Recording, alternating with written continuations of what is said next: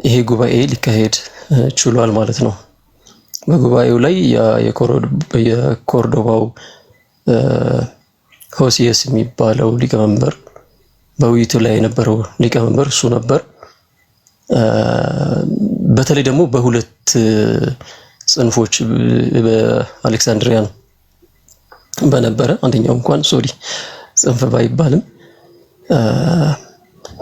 በአሪዮስ እና እሱ እንግዲህ በኮንስታንቲኖፕል ማነው በአሌክሳንድሪያ ቤተክርስቲያን ባለችው በዛች ቤተክርስቲያን አንድ አባት ነው። እሱም በመጀመሪያ ይሄ ጉባኤ ከመካሄዱ በፊት ክሪስቶሎጂካል ኮንትሮቨርሲ ነበረ በአሪዮስ እና አሌክሳንደር በሚባል የእስክንድሪያው አሌክሳንደር በሚባለው አባት መካከል ትንሽ ክርክር ነበረ እና አሪዮስ አሌክሳንደር ኦፍ አሌክሳንድሪያን ይከሰው ነበረ። በተለይ በሚያስተምርበት የክሪስቶሎጂ ሐሳቤ ላይ ጥያቄ ስለነበረበት ያንን ክሪስቶሎጂ ደግሞ በቤተ ክርስቲያንም ሆነ በመጽሐፍ ቅዱስም የማይታወቅ ነው፣ እንዲያውም የሰባሊዮስን አስተምሮ ይዞ መጥቷል የሚል ሐሳብ ነበረ። በዛ ነበር የሚከሰው እና አሌክሳንድሪያ እና ታላቁ አባታችን በተለይ በኒቂያው ጉባኤ ላይ በጣም ሲሟገት የነበረው አትናቴዎስ በደንብ አድርገው ምላሽ ሲሰጡ እንመለከታለን። ምን እንደሚመስል በቤተ ክርስቲያን ታሪክ ውስጥ ይሄ ክሪስቶሎጂ ነገረ ክርስቶስ ምን እንደነበረና መጽሐፍ ቅዱስም ምንን ያስተምራል የሚለውን ነገር በደንብ አድርገው አሳይተውት አልፈዋል ማለት ነው። እና ያው ቅድም እንዳልኳችሁ በአሌክሳንደር አንድ የሚያስቀምጠው ሙግት ነበረ። Jesus as God the Son was eternally generated from the Father የሚልን ስቴትመንት ነበር የሚናገረው። ኢየሱስ ክርስቶስ ከእግዚአብሔር ወልድ ከአብ ዘላለማዊ ልጅ እንደነበረ ያስተምር ነበር እና አሪዮስ ደግሞ ይሄንን ሐሳቡን ይነሳና ከዚህ ሐሳቡ ይነሳና ልክ ሰባሊዮስ እንግዲህ በ215 አካባቢ የነበረ እንደዚሁ መናፍቅ ነው እና የሱን ሐሳብ ሞዳሊዝምን የሚያስተምር ሐሳብ ይዞ መጥቷል። ክርስቶስና እግዚአብሔር አብ ወይም ደግሞ እግዚአብሔር ወልድና እግዚአብሔር አብ በባህሪ አንድ ናቸው፣ ከአብ የተገኘ ኢተርናሊ ጀነሬትድ የተደረገ ስለሆነ ይሄንን ደግሞ ወደ ሞዳል ሲስተም ውስጥ ሲያስገባው እንመለከታለን። የሱ አንደርስታንዲንግ ነው። በኋላ ላይ ግን ያው እንዳልኳችሁ እነ አትናቴዎስ በደንብ ሲያስረዱት እንመለከታለን። እነ አሌክሳንደር በኋላ ላይ ወደ ሊቢያ ላለችው ቤተክርስቲያን በዛ ላሉት ሊቃነ ጳጳሳት በአካባቢውም ለነበሩት በሙሉ ሐሳቡን ገለጸ፣ ትክክለኛ ሐሳብ እንዳለው እና አሪዮስም ደግሞ በተለይ በቂሳሪያ አካባቢ ላለው እና ዩሴቢየስ ኦፍ ቂሳሪያና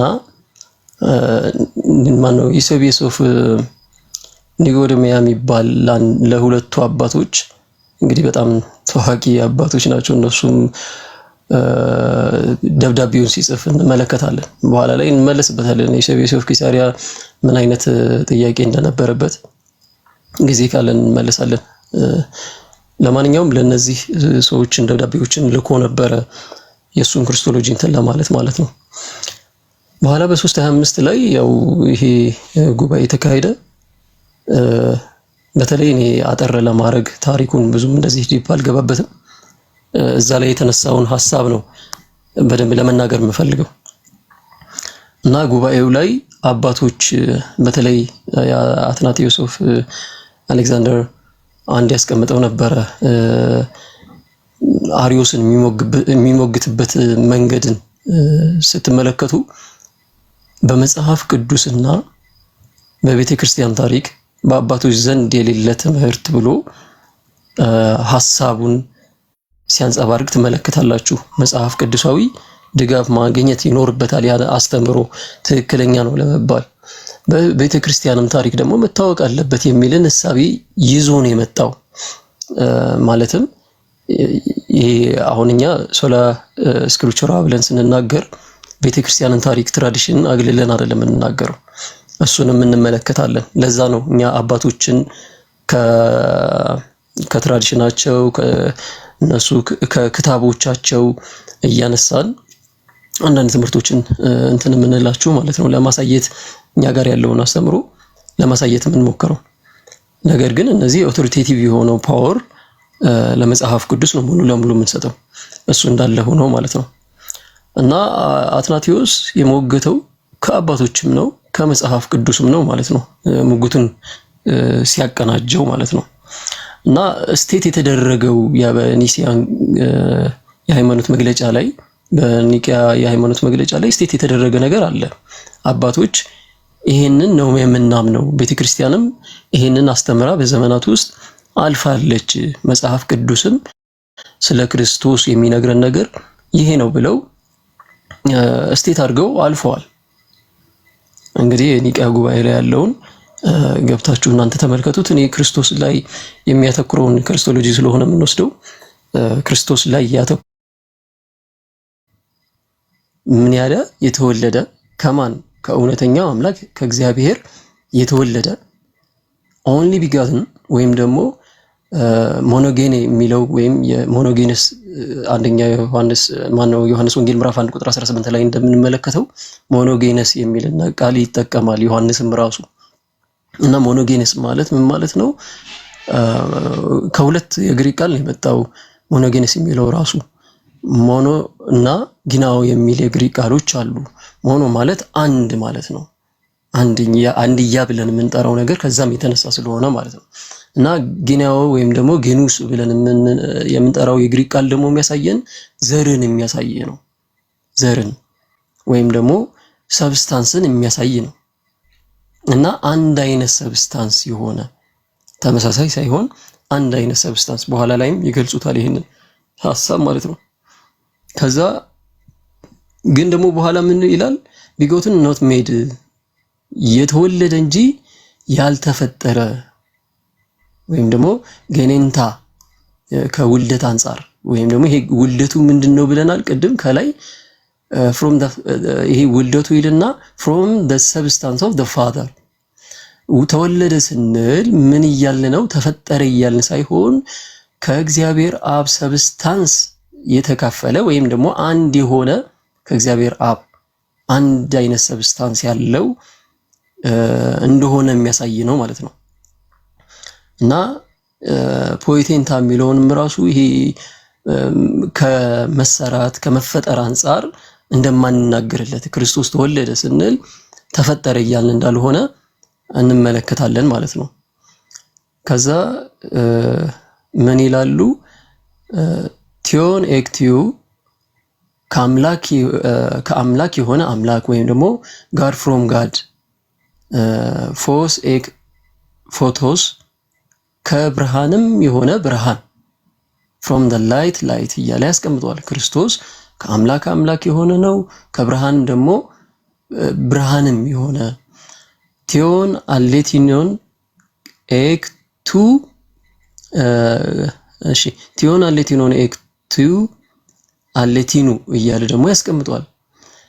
ከእውነተኛ አምላክ የሆነ ደግሞ እውነተኛ አምላክ። አሁን እዚህ ጋር ፕሪዲኬሽኖቹን ተመልከቱ። መጀመሪያ አምላክ ብሎ ጀመረ፣ ቲዮን ኤክቲው ብሎ አስቀመጠ።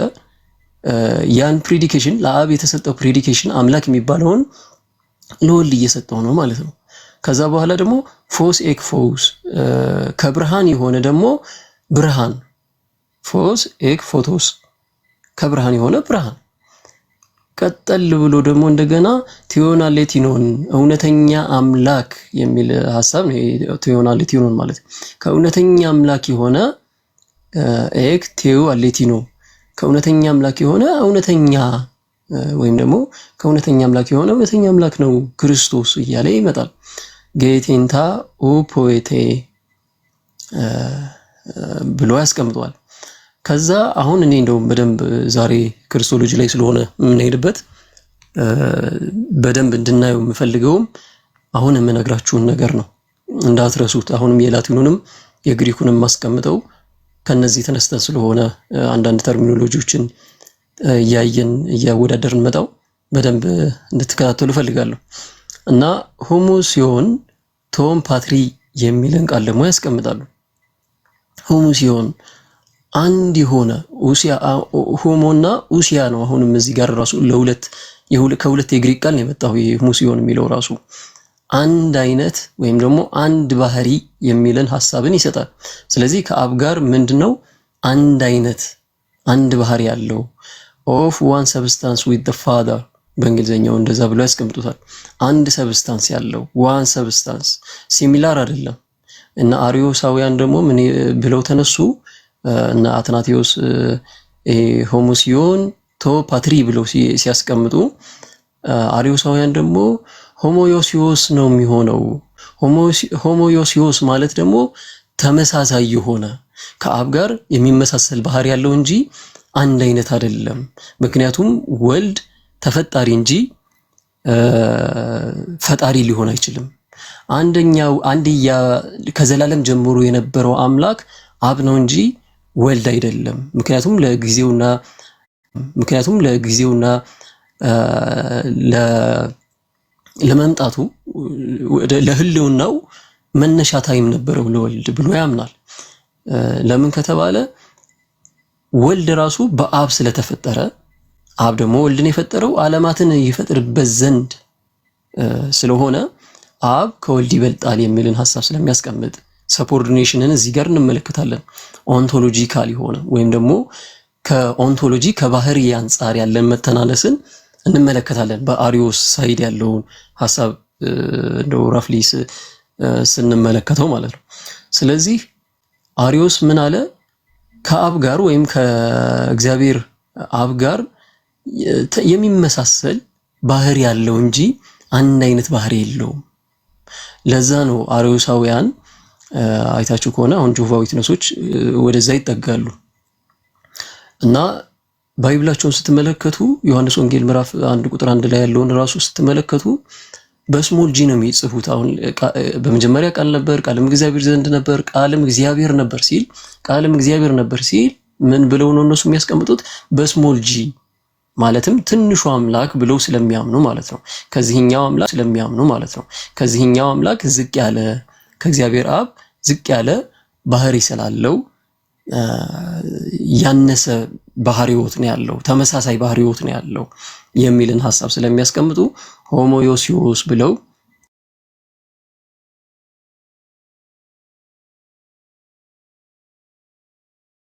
ውግዝ የሆነ ይህ መጽሐፍ ቅዱሳዊ በአባቶችም ዘንድ ያልነበረ አስተምሮ ነው ብለው አውግዘው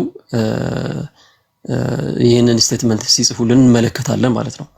ስለዚህ በላቲኑ ዩኒየስ ሰብስታንሺዬ ከም ፓትሬ የሚልን ሐሳብን ያስቀምጣሉ። አሁን በሰብስታንስ ደረጃ አሁን በደንብ እንድትመለከቱ የሚፈልገው ነገር በግሪኩ ምን ብለናል? ሆሞ ኡሲያ ብለናል አይደለ? ኡሲያ የሚለው ባህሪን የሚያሳይ ነው። በላቲኑ ደግሞ ኡሲያን ምን ብለው ተረጎሙት? ሰብስታንስ ብለው ተረጎሙት። ስለዚህ ከዚህ አንፃር እንመለከታለን። ክርስቶስ ምንድነው በምንነቱ ምንድነው ብላችሁ ከጠየቃችሁ ከአብ ጋር አንድ ሰብስታንስ ያለው አንድ ባህሪ ያለው አንድ ኡሲያ ያለው አምላክ እንደሆነ ነው ከዚህ እንትን የምንመለከተው ማለት ነው። እና በኒቂያ ጉባኤ እንዳልኳችሁ 325 ላይ አፊርም ያደረጉት ሆሞሲዮስ የሚለውን አንድ አይነት ባህሪ ከአብ ጋር አንድ በሆነ ባህሪ የሚለውን ነገር አስቀምጠውልናል። አሪዮስን ደግሞ አውግዘውታል። ያው እሱ ደግሞ አባቶችን ቅድም እንዳልኳችሁ እና አሌክዛንደርን በሞዳሊዝም በሰባሊያኒዝም አስተምሮ ሲከሳቸው እንመለከታለን። ግን ያ ደግሞ እንዳልሆነ ሁለቱን ዲስቲንክት አድርገው ነው ያሳዩት። በምናቸው በሃይፖስታሲስ በኋላ ላይ እንመጣበታለን። ይሄን ተርም ራሱ በሃይፖስታሲስ ደረጃ በፐርሰን ደረጃ ዲስቲንክት የሆኑ ናቸው። አንዱ ወላጅ ነው፣ ሌላው ደግሞ ተወላጅ ነው የሚለውን ነገር ማለት ነው። በኋላ ላይ ስለ ሪሌሽን ስንመለከት ያው ከዚህም በፊት ስለ ትሪኒቲ ስትመለከቱ ብራዘር ዴቭ ጋር ስንማር ይህንን ሐሳብ አስቀምጦልናል። ስለ ሪል ሪሌሽን፣ ስለ ኖሽን ምናምን ተመልክተናል። ለማንኛውም በኋላ ላይ ይሄ የትሪኒታሪያን ፎርሙላ በዘመናት ውስጥ ስትመለከቱ ዴቨሎፕ እየሆነ ነው የመጣው። በተለይ ደግሞ የካፓዶሺያንስ ፋዘርስ ወይም ደግሞ የቀጰዶቅያን አበው ተብለው የሚጠሩት ሶስቱ ኃያላን አባቶች በታሪክ ውስጥ በጣም ትልቅን ድንቅ ስራ የሰሩ አባቶች ናቸው። ባሲል ኦፍ ቂሳሪያ የመጀመሪያው የቂሳሪያው ባሲሊዮስ ታላቁ ባሲሊዮስ ብለን እንጠራው፣ ሌላው ደግሞ የኒሳው ግሪጎሪ፣ ከዛ በኋላ ጎርጎሪዮስ የኑሲስ ብለን የምንጠራው ደግሞ ግሪጎሪ ኦፍ ናዚያንዘን በእንግሊዘኛው ማለት ነው። እና እነዚህ ሶስቱ ኃያላን አባቶች ይባላሉ። ይሄ የአሪያኒዝምን የሚመስል አስተምሮ እነ ዩኖሚየስን ምናምን በቃ ይሄን ምንድነው የትሪኒቲን ፎርሙላ አባቶች በእነ አትናቴዎስ ያስቀመጡልን ፎርሙላ በደንብ ዴቨሎፕ እያደረጉ ከዛም በኋላ ለተነሱ መናፍቃን ስለ ስላሴ ሲያብራሩ እንመለከታለን ማለት ነው። ስለዚህ እዚህ ጋር የምንመለከተው ነገር ምንድነው? እግዚአብሔር አንድ ሚንግ አንድ ኢሴንስ ነው የሚልን ነገር ያስቀምጣሉ። መጀመሪያ እነ ባሲል ኦፍ ቂሳሪያ ስቴት የሚያደርገው ነገር አለ። እግዚአብሔር አንድ ነው፣ አንድ ቢንግ ወይም ደግሞ አንድ ኢሴንስ አለ የሚልን ነገር ያስቀምጣል። ይሄ አንድ ኢሴንስ ያለው አምላክ ደግሞ ያው ይሄ ሰባሊያኒዝምን እና ሞዳሊዝምን እንዴት እንዳፈረሱት እነሱም ቅድም እንዳልኳችሁ ይሄ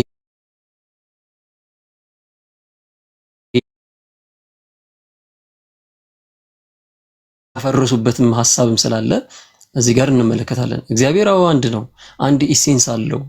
ያው ሞዳሊስቶችም እነ ሰባሊዮስም ራሱ ይሄንን ያምናሉ። ነገር ግን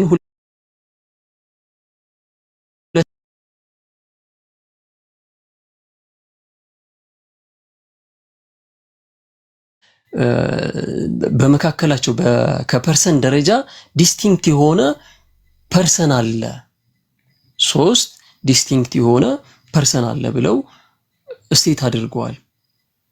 ከምን አንፃር? ከፐርሰን አንፃር፣ ከአካል አንፃር። አሁንም ዲስቲንክት ነው ያሉት እንጂ ሰፓሬሽን የለም። ልክ ትራይቴይዝም እንዳይሆን ደግሞ አብዝተው ይጠነቀቃሉ። በኋላ ላይ ይሄ ቮካቡላሪ ላይ የተነሳ ፕሮብሌም ስላለ በዚሁ በአራተኛው መቶ ክፍለ ዘመን እሱን እንመለከተዋለን እና ሞዳሊዝምንም በደንብ አድርገው አፍርሰዋል።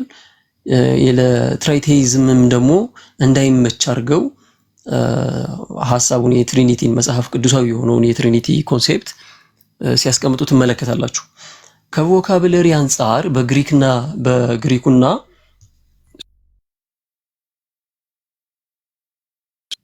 እሺ በግሪኩና በላቲኑ መካከል የሆነ ትረብል ተፈጥሮ ነበረ፣ ከትርጓሜ አንፃር ማለት ነው።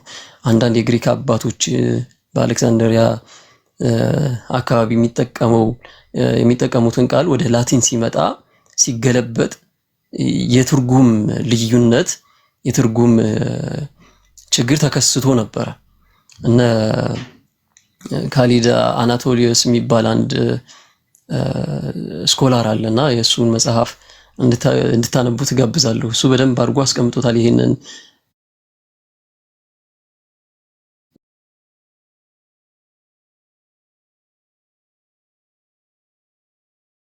ኒሲያን የሚል መጽሐፍ አለው። በደንብ አድርጎ አስቀምጦታል። በነ ባሲል እና በነጄሮም መካከል ያለውን ልዩነት። በላቲኑ በኩል ነጄሮምን ታገኛላችሁ፣ በግሪኩ በኩል ደግሞ እነ ባሲል አሉ እና የግሪክ ቃሉ አሁን ለምሳሌ ከላይም ቅድም በኒቂያው ጉባኤ ላይ የተወሰነውን ነገር ስንመለከት አንድ ኡሲያ አለ ብለን እናምናለን ብለው ነው ያስቀምጡት አይደለ?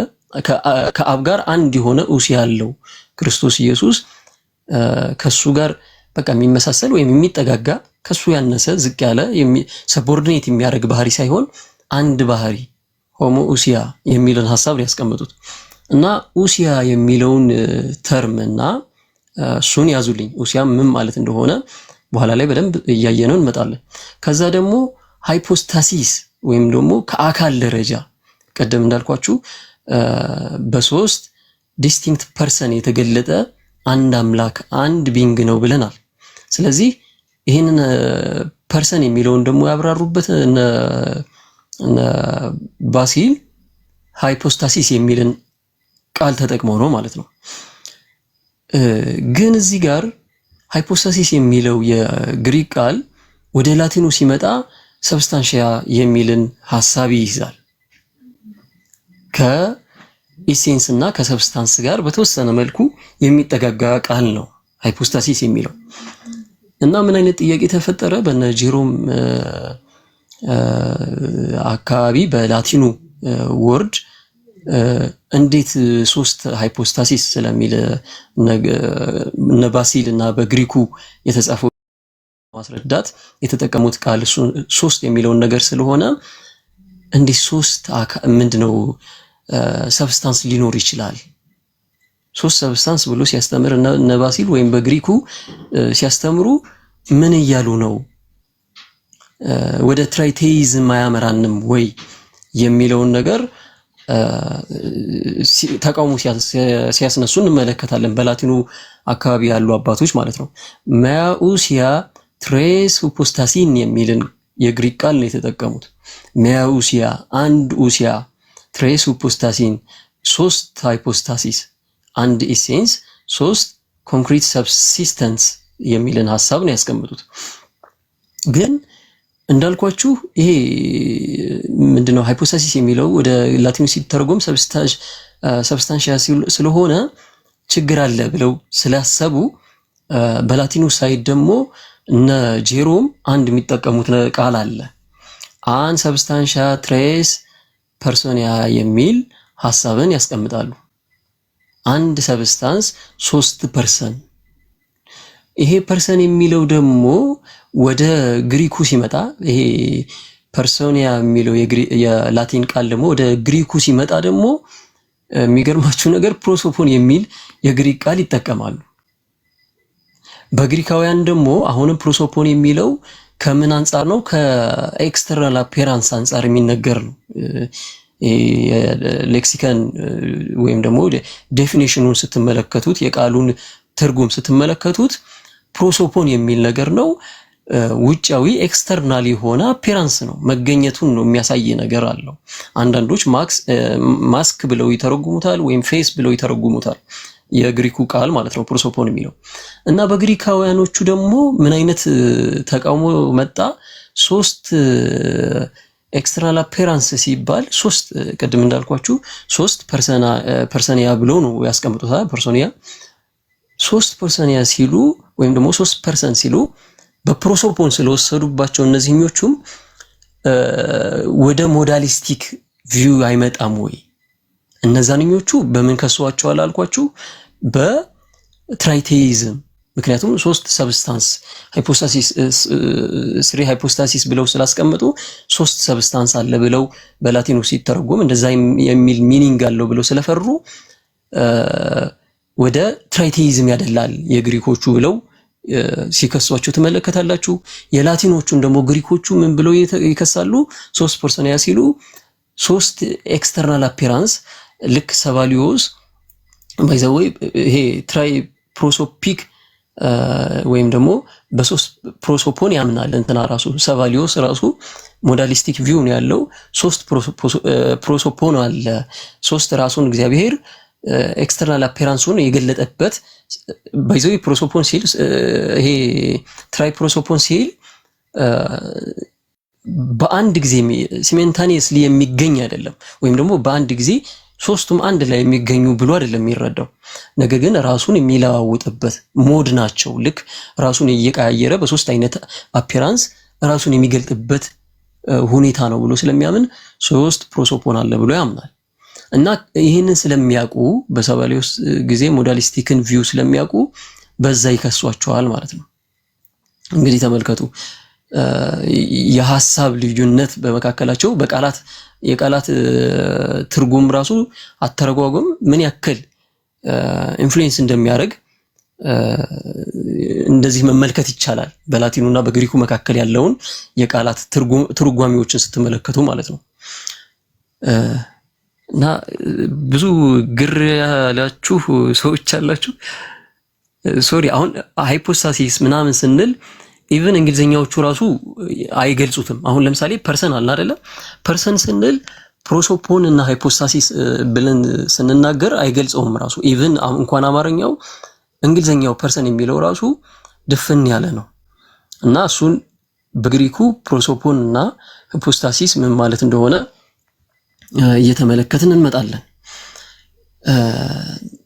ለማንኛውም እነ ባሲል ይሄንን ነገር ይሄ ተቃውሞ ስለመጣ በኋላ ላይ ግሪጎሪ ኦፍ ኒሳ ራሱ በደንብ እያብራሩት መጡ።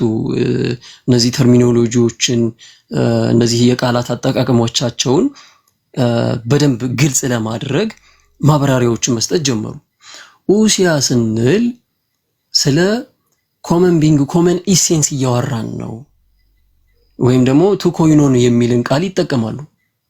ኮመን የሆነ ኢሴንስን እየተናገርንለት ነው። ኡሲያ ማለት ምን ማለት ነው? የጋራ የሆነ ባህሪን የሚገልጽ ነው።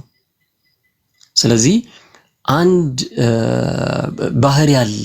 ቅድም እንዳልኳችሁ ይሄ ሚያኡሲያ ብለው ሲያስቀምጡ አንድ ባህሪ በአብ እግዚአብሔር የኛ አምላክ ወይም ደግሞ ስላሴ አንድ ባህሪ አንድ ኡሲያ ያለው ብለን እናምናለን የሚልን ሐሳብ ያስቀምጣሉ። ይሄ ኮመን ምንድነው? ኢሴንስ ነው። ኮመን ኢሴንስ የተባለበት ምክንያት ምንድነው? ይሄን ኢሴንስ ሶስቱም ፐርሰኖች ወይም ሃይፖስታሲሶች ሼር ስለሚያደርጉት ነው፣ ስለሚይዙት ነው። ግን ሼር የሚያደርጉት ፉሊ ነው። የሆነ ከፓርቲሽን አንፃር እንዳትረዱት ከዚህኛው ተከፋፍሎ አሁን ኡሲያ አንዱ ኡሲያ ለእግዚአብሔር አብ ተከፍሎ ሰጥቶት ለወልድም እንደዚሁ ተከፍሎ ለመንፈስ ቅዱስም ተከፍሎ ተሰጥቶት ሳይሆን ያ ፉሊ ምንም ነገር ሳይላይ ሳይዛነፍ ከወልድም ጋር ያለው ከመንፈስ ቅዱስም ጋር ያለው ምንም አይነት ልዩነት ሳይኖረው ከአብ ጋር አለ ነው። ስለዚህ ይሄ ኮመን ኢሴንስ የሚለውን ነገር ይገልጽልናል የሚልን ሐሳብ ነው የሚያስቀምጡት። ሃይፖስታሲስ ስንል ደግሞ ምን ማለታችን ነው? ወይም ደግሞ ሃይፖስታሲስ የሚለው የግሪክ ቃል ምንድነው የሚገልጸው የሚለውን ነገር ሲያብራሩ ምን አሉ? ፓርቲኩላሪቲን የሚያሳይ ነው። ማለትም ስለ ፓርቲኩላር ሰብሲስተንስ እያነሳን ነው። ሰብሲስት ማለት ምን ማለት ነው? መገኘት፣ እኔነት ያለው ኑባሬ ብለን አይ ቲንክ ኑባሬ ከባህሪ ጋር የተወሰነ የሚገናኝ ይመስለኛል። ለማንኛውም እኔነት ያለው ሰልፍ ሰብሲስተንት ያለው አይነት ነገር አርጋችሁ ተረዱት። ይሄ እኔነት ያለው አካል በሚለው ማለት ነው። እና ሃይፖስታሲስ ስንል አካልን ነው የሚገልጸው እንጂ ስለ ባህሪ ወይም ደግሞ ስለ ሰብስታንስ እየተናገርን አይደለም። አሁን ይሄን ነገሮች እስከ ካልሲዶን ድረስ ስለሚሄዱ በደንብ በጥንቃቄ እንድትሰሙ ይፈልጋሉ። ምክንያቱም በሚያፌሳይት እና በዳያፌሳይት መካከል ያለው የቃላትም ልዩነት ከዚህም አንፃር አንዱ ስለሆነ ማለት ነው። በሃይፖስታሲስ እና በፊሲስ መካከል ያለውን የተርሚኖሎጂ የቃላት አጠቃቀም ልዩነት እንዴት እንፈታለን? በጥንት ቤተክርስቲያን አባቶች መካከልስ ምን አይነት ችግር ተከስቶ ነበር የሚለውን ነገር የምነግራችሁ ለዚህ ነው፣ በኋላ ላይ ስለምንወርድበት ማለት ነው። ስለዚህ አንድ ሶስት ሃይፖስታሲስ አለ ስንል ሶስት ሰብስታንስ አለ እያልን አይደለም። ሶስት ሰብስታንስ አለ እያልን አይደለም። ነገር ግን ፓርቲኩላር ሰብሲስተንት ወይም ደግሞ ሰብሲስቲንግ ያደረጉ ኮንክሪት ኢንዲቪጁዋል ሪያሊቲዎች አሉ። እነዚህ ኢንዲቪጁዋል ሪያሊቲዎች ደግሞ በሰፓሬሽን የሚኖሩ ሳይሆኑ ዲስቲንክት ሆነው ወይም ደግሞ በአማርኛው ሰፓሬሽን እና ዲስቲንክሽን ምን አይነት ትርጉም እንዳላቸው አይ ዶንት ኖ። ግን ሰፓሬሽን ስንል ሙሉ በሙሉ አብሶሉትሊ ልይት ባለ መንገድ ማለት ነው። ልይት ባለ መንገድ ማለት ነው። ሰፓሬሽን ማለት የተነጣጠለና ደግሞ ልዩ። ዲስቲንክት የሚለው ልዩ፣ ሰፓሬሽን ወይም ስፕሊት ያደረገ ማለት ደግሞ ለሁለት የተለያየ የተነጣጠለ ለማለት ነው። ቴንክ ዩ። እንደዛ ለማለት ነው። ይሄ ሰፓሬሽን ሲባል በአብ በወልድ እነዚህ እንዳልኳቸው ኢንዲቪጁዋል ሪያሊቲ ወይም ደግሞ በኮንክሪት ፎርም የመጡት ወይም ፓርቲኩላር ሰብሲስተንሶች ለየብቻ ንጥልጥል ብለው ያሉ ሳይሆን ልዩነት አለ፣ ግን ዲስቲንክሽን አለ፣ በመካከላቸው ዲስቲንክሽን አለ የሚለውን ነገር አስቀመጡ። አሁንም ልብ እንድትሉ የምፈልገው ኡሲያ ሲባል ኢሴንስን ነው የሚያመለክተው፣ ባህሪን ነው የሚያመለክተው። ይሄ ደግሞ ባህሪ ምንድነው ብለናል? ኮመን ኢሴንስ ነው፣ የጋራ የሆነ ኢሴንስ ነው ብለናል። ይሄንኛው ሃይፖስታሲስ የሚለው ወይ ደግሞ ሂፖስታሲስ በግሪኩ ብለን የምንጠራው ደግሞ ምንን በሚያመለክት ሁኔታ ነው የግሪክ አባቶች የሚጠቀሙት? ይሄንን ተርም ሲጠቀሙ አካልን ለማሳየት ሰብሲስተንስን ለማሳየት ለመግለጽ ነው ይሄንን ቃል የግሪክ ቃል የሚጠቀሙት። ላቲኖቹ ሚስ አንደርስታንድ አድርገዋቸዋል ማለት ነው። ወደ ላቲን ይሄ ነገር ሲገለበጥ ነው ሰብስታንስ የሚል ከኢሴንስ ጋር የሚያያዝ ትርጓሜ ያለው። ያ ነገር ደግሞ ትክክል አይደለም ማለት ነው። ስለዚህ ሶስት ፓርቲኩላር ሰብሲስተንስ አለ ብለናል። ይሄ እነዚህ ደግሞ ፓርቲኩላር ሰብሲስተንስ አንደኛው አብ ነው፣ ሌላው ወልድ ብለን የምንጠራው ነው፣ ሶስተኛው ደግሞ መንፈስ ቅዱስ ነው። እነዚህን ነገሮች ከዘላለም ጀምሮ በኋላ ላይ ስለ እንትን እናወራለን፣ ስለ ትሮፖስ ሁፓርሆስ የሚል የግሪክ ቃል ይጠቀማሉ። በኋላ ላይ በደንብ እንዳስሰዋለን። ይሄ ማነር ኦፍ ኤግዚስቲንግ የሚለውን ነገር ማለት ነው። ሪሌሽንን የሚያሳይ እንዴት ተገኙ፣ እንዴት በምን አይነት ሁኔታ ኑባሪያቸው አብ ወልድ መንፈስ ቅዱስ ከዘላለም ጀምሮ በምን አይነት ኑባሪ ተገለጡ የሚለውን ነገር ማለት ነው። እና በዚህ አይነት መልኩ ነው አባቶች ያስቀምጡት። በተለይ እነ ካፖርሻን ፋዘርስ ይህንን ነው እያብራሩ የሚመጡት። ስለዚህ ኮመን እና ፓርቲኩላር የሚለውን ሐሳብ በደንብ መያዝ አለብን። ኮመን የሆነው ማን ነው? ኡሲያ ነው። ስለ ፓርቲኩላር እየተወራ ከሆነ ደግሞ ማንን እየገለጽን ነው? ስለ ፐርሰን፣ ስለ ሃይፖስታሲስ እያነሳን ነው ማለት ነው። እሺ ቅድም እንዳልኳችሁ ይሄ ሪያሊቲ ላይ ያለው ይሄ ትሮፖስ ሁፓርክሲዮስ የሚለው የግሪክ ቃል ትሮፖስ ሁፓርክሲዮስ ማለት the manner of subsistence ማለት ነው። በመካከላቸው ያለው እንዴት ኖሩ፣ በምን አይነት ሁኔታ ነበረ ኑባሪያቸው ምን አይነት ነበር የሚለውን ነገር ያስረዱበት እንትን ነው። እና ይሄንን ነገር ሲያስቀምጡ ምን ይላሉ? ነባሲል each hypostasis differs without dividing the essence ኢሴንሱን ሳይለያዩ ወይም ደግሞ ሳይከፋፍሉ ወይም ባህሪው ያ ኮመን ኢሴንሱን ሳይከፋፍሉ በሶስት በተለያዩ አካላት ተገልጠዋል የሚልን ሐሳብ ያስቀምጣሉ። it is not mere label ይሄ ደግሞ ልክ እንደ ስያሜ ብቻ አይደለም። አብ ስንል አባት፣ ልጅ እና መንፈስ ቅዱስ እያልን ስንናገር ከሌብል ብቻ አንፃር ብቻ አይደለም የምንመለከተው። ነገር ግን ኦንቶሎጂካል ሪያሊቲ ያለው ባህሪያዊ የሆነ ኑባሪያዊ የሆነ ሪያሊቲ ያለው it is an ontological mode ብለው ነው የሚያስቀምጡት። ስለዚህ the father's mode of existence ምንድነው? fatherhood ነው። በግሪኩ እነሱ የሚጠቀሙት አጌኔቶስ የሚል የግሪክ ቃል ይጠቀማሉ። አብ የሚወልድ ነው ወይም ደግሞ የአባትነትን ስያሜ የሚሰጡት ለአብ ነው፣ ለእግዚአብሔር አብ ነው የሚሰጠው። ይሄ ደግሞ ኦንቶሎጂካል ነው፣ ከባህሪ አንፃር ነው የሚሰጠው ከባህሪ አንፃር ነው የሚሰጠው። ይሄ ከባህሪ አንፃር የተሰጠው ደግሞ ከምን አንፃር ተገለጠ? በሶስት ሃይፖስታሲስ without dividing the essence ኤሴንሱ ሳይከፋፈል በሶስት ሃይፖስታሲስ የተገለጠ ማንነታቸው ነው። ይሄ ማንነታቸው ነው ብለን መናገር እንችላለን። ሰን ደሞሳ ወይም ደግሞ ወልድ የምንለውሳ ኢተርናሊ ቢጎትነስ እያነሳንለት ነው። ወይም ደግሞ ዘላለማዊ ውልደትን ለወልድ ደግሞ ከሆነ ከዘላለም ጀምሮ የተወለደ ነው እያልን ነው። ጌኔቶስ የሚል የግሪክ ቃል ይጠቀማሉ። ለእግዚአብሔር ወልድ ደግሞ ከዘላለም ጀምሮ ማለት ነው። አሁንም ሪሌሽናቸውን የሚያሳይ ነው። ግን ይሄ ሪሌሽን ኦፖዚሽን ብለን የምንጠራውን ከዚህም በፊት ስለ ኖሽን ስለተማርን ብዙም እንደዚህ ያክል አልገባበትም። ስለዚህ ሶስቱን እንትኖች እንድትይዙልኝ ስለፈለኩ ነው። አብ ምንድነው? በፋዘር ሁድ ነው። ወልድ ደግሞ በቢጎትነስ ነው ወይም ደግሞ በመወለዱ ነው። ከመቼ ጀምሮ? ከዘላለም ጀምሮ። አሪዮስ ግን ምን ብሎ ነበረ?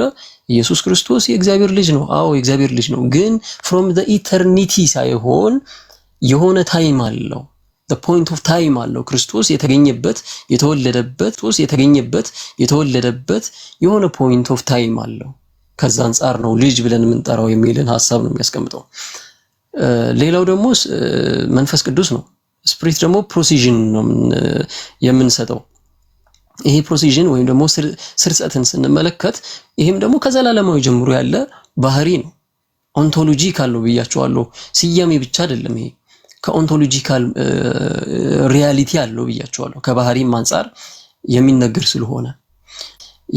ስለሆነ እና ኤክፖሬዩማይ የሚል የግሪክ ቃል ይጠቀማሉ ፕሮሲዥንን ለማሳየት። ይህ ሁሉ ኢተርናል ሪሌሽን ናቸው። ኢተርናል የሆነ ሪሌሽንሺፕን የሚያሳዩ ናቸው የሚለውን ነገር መያዝ አለብን። እና ይሄ ፕሮሶፖን እና ሃይፖስታሲስ የሚለውን ነገር አሁንም እንመለስበታለን። ያው በግሪኩ እነዚህ ካፓርሻን ፋዘርስ እያብራሩበት የመጡት ነገር ስላለ ማለት ነው። ቅድም እንዳልኳችሁ በተለይ ባሲል ሚያኡሲያ ትሬስ ሃይፖስታሲስ ብሎ ሲናገር አንድ ኢሴንስ ሶስት ኮንክሪት ሰብሲስተንስ አለ ብሎ ሲናገር አንደኛ ምኖችን ያፈርሳል። የምኖችን ትምህርት ትራይቴይዝምን አስተምሮ ወይም ደግሞ አምላክ በሶስትነት የተገለጠ ወይም ሶስትነት ራሱ በሶስት ምንነት የተገለጠ እንበለው። በሶስት ምንነት እግዚአብሔር አብ ለብቻው ሰፓሬት ሆኖ ከእግዚአብሔር ወልድና ከእግዚአብሔር መንፈስ ቅዱስ የሚገኝ ቢንግ ነው። መንፈስ ቅዱስም ከአብና ከወልድ የተለየ ቢንግ ነው።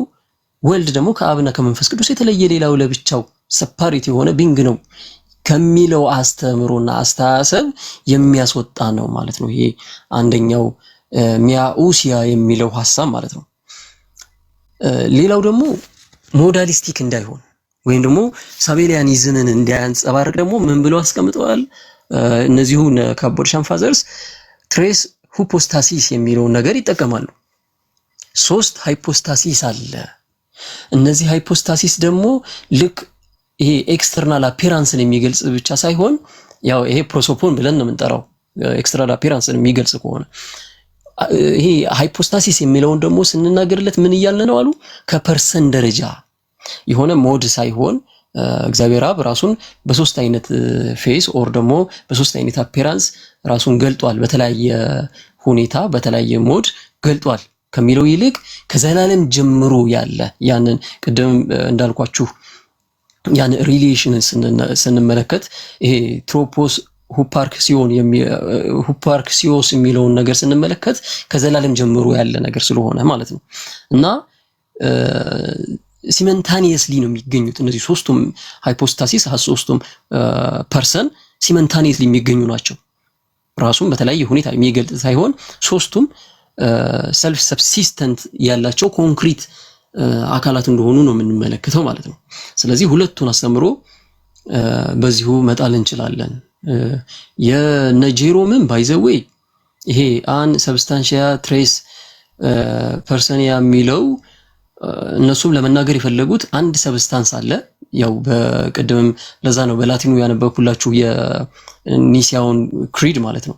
አንድ ሰብስታንስ አለ ብለው ስለሚያምኑ እነ ጄሮምም በአብ በወልድ መንፈስ ቅዱስ መካከል ሶስት ሰብስታንስ ሶስት ባህሪ ያለ ብለው አያምኑም።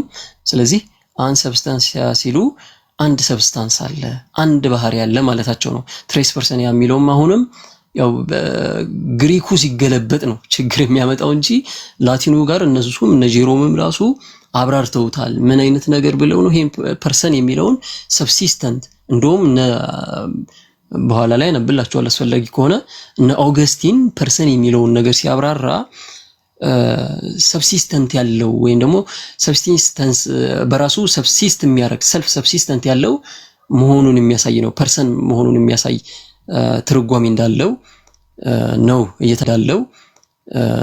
እየተናገረ የሚመጣው። ለማንኛውም ይሄንን ካልኳችሁ እስቲ የተወሰነ ሐሳብን ሌሎቻችሁ የምትሰጡ ከሆነ ጨምሩበትና እንቀጥላለን። ቆንጆ ነው። ለትሪኒቲም ለክሪስቶሎጂም ትምህርታችን እውቀታችን ዋና ነገር ነው የተነካው። አይ ነው ቋንቋው ትንሽ ከበድ ይላል፣ ግን ቀለል ባለ መልኩም ደግሞ እናደርጋለን ወደ በኋላ። ሃይፖስቴሲስ፣ ፐርሰን፣ ፐርሶና የሚሉ ነገሮች ኢንዲቪጁዋል ሪያሊቲን ለማሳየት ነው። ማን ሁ የሚለውን ለማሳየት ነው። በዛ መልኩ ይዛችሁት ብትቀጥሉ ጥሩ ነው። ግን የነበረውን የቋንቋ መለያየት ሊፈጥር የነበረውን ችግሮችም ታሪካዊ አመጣጦችን ለማሳየት ነው ጆ ያደረገው። በጣም ቴክኒካል ነው፣ ግን ኢትስ ዲፕ። ማወቅ ለሚፈልግ ሰው አንደርስታንድ ማድረግ እንችላለን። አባቶች የነበሩባቸውን ችግሮች በላቲኑና በግሪኩ ከአንድ ቋንቋ ወደ አንድ ቋንቋ ሲሄድ እና ኢዝሊ ይሄንን ጀስት አሴ ሳመሪ ያዙት። አሁን ከተነጋገር ነው ግሪኮቹ ምን ይሉ ነበረ ሃይፖስቴሲስ ሲሉ፣ ላቲኖቹ ምን ይሉ ነበረ? ግሪኮቹ ፐርሶና የሚለውን እንዴት ነው የሚያዩት? ላቲኖቹ ፐርሶና የሚለውን ወይም ፐርሰን በመጨረሻ የሚለውን እንዴት ነበር የሚያዩት? ዞሮ ግን በመጨረሻ ሃይፖስቴሲስም ፐርሰንም ኢንዲቪጁዋል ሪያሊቲ እኔ የሚለውን ሁ የሚለውን ነው ፋይናሊ የደረሱበትና የዛን የቋንቋ ችግሮችን ቀርፈውታል። በዚሁ ቀጥለን ዴቭ ካለ ዴቭ ወይ ኢቫ የምትጨምሩት ነገር እስካሁን ጆ ያለበትን በጣም ቆንጆ ትምህርት ነው። ኢትስ ሶ ዲፕ። እንደዚህ አይነት ታሪካዊ ነገሮች እንዳሉ ላላወቀን በላቲኑና በግሪኩ መካከል ናው ዩ ኖው ኢት አትሊስት ፍንጭ አለን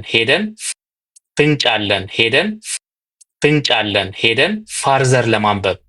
ስለዚህ ኢቫ ወይ ዴቭ ቀጥሉበት ደግሞ። እሺ ሁላችሁንም ሰላም ብያለሁ። የጌታ ኢየሱስ ክርስቶስ ሰላምና ጸጋ ይብዛላችሁ። ጆ በጣም ቴንኪዩ፣ ተባረክ። ቆንጆ ፕሬዘንቴሽን ነው። ጸጋ ይብዛልህ ጆ። ኢቫ ስላየው በጣም ደስ ብሎኛል። ጸጋ ይብዛልህ በመካከላችን ስለተገኘ በጣም ይሰርገናል። ተባረክ፣ ጸጋ ይብዛልህ። ታችም ያላችሁ ላይም ያላችሁ የተወደዳችሁ በጌታ ኢየሱስ ክርስቶስም ሁላችሁንም ሰላም እላለሁ። ጸጋ ይብዛላችሁ። ትንሽ ልጨምር እኔም በተለይ ከሰሞኑ ዲቤት አንጻር ኢንሃይፖስታሲስ እና አንሃይፖስታሲስ የሚለውን ከሁለት አካል አንድ አካል የሚለውን እንዴት ኬልሴዶናውያን ሪጀክት እንደምናደርገው ከፓትሪስቲክ ኤቪደንስ እና ከፕሮቴስታንት ስኮላሮችን ሜንሽን በማድረግ ትንሽ ከፍልስፍናውን በመሄድ የፕሌቶንና የአርስቶትልን ፍልስፍና የአኳይነስን በማቅረብ እንዴት ሪፊዩት እንደምናደርገው ለማሳየት ሞክራለሁ። ኢንሃይፖስታሲስ እና አንሃይፖስታሲስ የሚለውን ማለት ነው። ድምፄ ይሰማል ብዬ ተስፋ አድርጋለሁ። ዴቪዬ በጣም ነው የሚሰማው። እሺ መልካም። እንግዲህ የኛ ሃይፖስታቲክ ዩኒየን ታውቁታላችሁ። አንድ አካል ነው የምንለው። ያም አካል ደግሞ ሎጎስ ነው። ሁለት ኔቸር ነው የምንለው፣ ሂውማን ኔቸር እና ዲቫይን ኔቸር ነው የምንለው ሃይፖስታቲክ ዩኒየን ብለን ስንል ማለት ነው። ነን ኬልሴዶናውያን ደግሞ ከሁለት አካል አንድ አካል፣ ከሁለት ባህሪ አንድ ባህሪ ነው። ኦኬ፣ ከሁለት አካል አንድ አካልን እንዴት ሪጀክት እንደምናደርገው ማሳየት ፈልጋለሁ። ኢንሃይፖስታሲስ እና አንሃይፖስታሲስ የሚለውን ተርም በመግለጽ ማለት ነው። ያ ሌትሊ ከኬልሴዶን ጉባኤ በኋላ ዲቨሎፕ የተደረገ ከ6 ሴንቸሪ እስከ 8 ሴንቸሪ ድረስ ዲቨሎፕ የተደረገ ቴዎሎጂ፣ ያን የኬልሴዶንን ክርስቶሎጂ በደንብ ዲፋይን ያደረገ ነው። 4 አባቶችን ከኬልሴዶን ጉባኤ በኋላ ይህንን ዲፋይን ያደረጉትን እጠቅሳለሁ። እንደገና ደግሞ የፕሮቴስታንት ስኮላሮችንን ሜንሽን አደርጋለሁ። የሉትራንም የሪፎርምድን ስኮላሮች ማለት ነው። ኦኬ፣ በመጀመሪያ ይሄ ባህሪን በተመለከተ ዩኒቨርሳል ኔቸር፣ አብስትራክት ኔቸር፣ ፓርቲኩላር ኔቸር፣ ኮንክሪት ኔቸር እነዚህ የሚባሉ ፓርቲኩላር እና ኮንክሪት እንደገና ዩኒቨርሳል እና አብስትራክት የሚሉትን ፍልስፍናው እንዴት ነው የገለጠው? ምክንያቱም ቴዎሎጂ ዲቨሎፕ አዳፕት የሚያደርገው የፍልስፍናውን የፊሎዞፊውን ቃል ነው እና የካፕዶሺያ ፋዘሮች እንዴት ያንን አዳፕት እንዳደረጉት እና አኩይነስ እንዴት አዳፕት እንዳደረጉት ያንን ነው በመጀመሪያ ማለት ነው። ኔቸርን በተመለከተ እዚህ ጋር በጣም ኮር የሆኑ ፈላስፎች አሉ፣ ፕሌቶና አርስቶትል። ፕሌቶና አርስቶትልን ፍልስፍናቸው ምን እንደሆነ በኔቸር ላይ ያላቸውን ከመግለጤ በፊት ግን ሁለቱን ትምህርት ቤቶች ኮምፔር እናድርገው። የአሌክሳንደሪያ ስኩልና የአንጾኪያ ስኩል የሚከተሉትን መንገድ እስኪ ኮምፔር እናድርገው። የአሌክሳንደሪያው ክርስቶሎጂ ላይ በምናይበት ሰዓት ሃይ ክርስቶሎጂ ነው የሚከተለው። ቤዙ ወይም መሰረቱ ዮሐንስ ወንጌል 1:14 ነው፣ ቃልም ስጋ ሆነ የሚለው ላይ ማለት ነው። ሃይ ክርስቶሎጂን ይከተላል። የአንጾኪያን ክርስቶሎጂ ደግሞ በምንመለከትበት ሰዓት ብሎ ክርስቶሎጂ ነው። ይሄ ደግሞ ቆላስያስ ምዕራፍ 2 ቁጥር 9 ማለት ነው። የመለኮት ሙላት በሰውነቱ ተገልጦ ይኖራል የሚለውን ማለት ነው። ፈላስፋቸውስ ወይም ደግሞ ኢንፍሉዌንስ የሆኑበት ፈላስፋ ማን ነው ስንል የአሌክሳንድሪያው ኢንፍሉዌንስ የሆኑበት ፈላስፋ ፕሌቶ ነው። የአንጾኪያው ደግሞ ትምህርት ቤት ኢንፍሉዌንስ የሆኑበት ፈላስፋ አርስቶትል ነው። ልዩነታቸውን እያያችሁ እንድትመጡ ለምን ይሄ ከሁለት አካል አንድ አካል ከሁለት የሚለው ነገር ከየት መጣ፣ ምንጩ ምንድን ነው የሚለውን እንድታዩት ነው። የዚህኛው ፕሌቶ ነው የአሌክሳንድሪያው፣ የአንጾኪያው ደግሞ አርስቶትል ነው። ሄርሜኔቲክሳቸውን እንመልከት። ሄርሜኔቲክሳቸውን ስንመለከት የአሌክሳንድሪያው ሄርሜኔቲክስ አላጎሪ ነው። አላጎሪካል ኢንተርፕሪቴሽን ነው የሚጠቀሙት። ኦኬ፣ የአንጾኪያውስ ሊትራሊ ነው። ኤችጂኤል የሚባለውን ሊትራሊ ነው የሚጠቀሙት። ሄርሜኔቲክሳቸው ልዩነት አለው። ይሄኛው አላጎሪ ነው፣ ይሄኛው ሊትራሊ ነው። ኢንፍሉዌንስ የሆኑበት ፈላስፋ ልዩነት አለው። የአሌክሳንድሪያው ፕሌቶ ነው፣ የአንጾኪያው ደግሞ አርስቶትል ነው።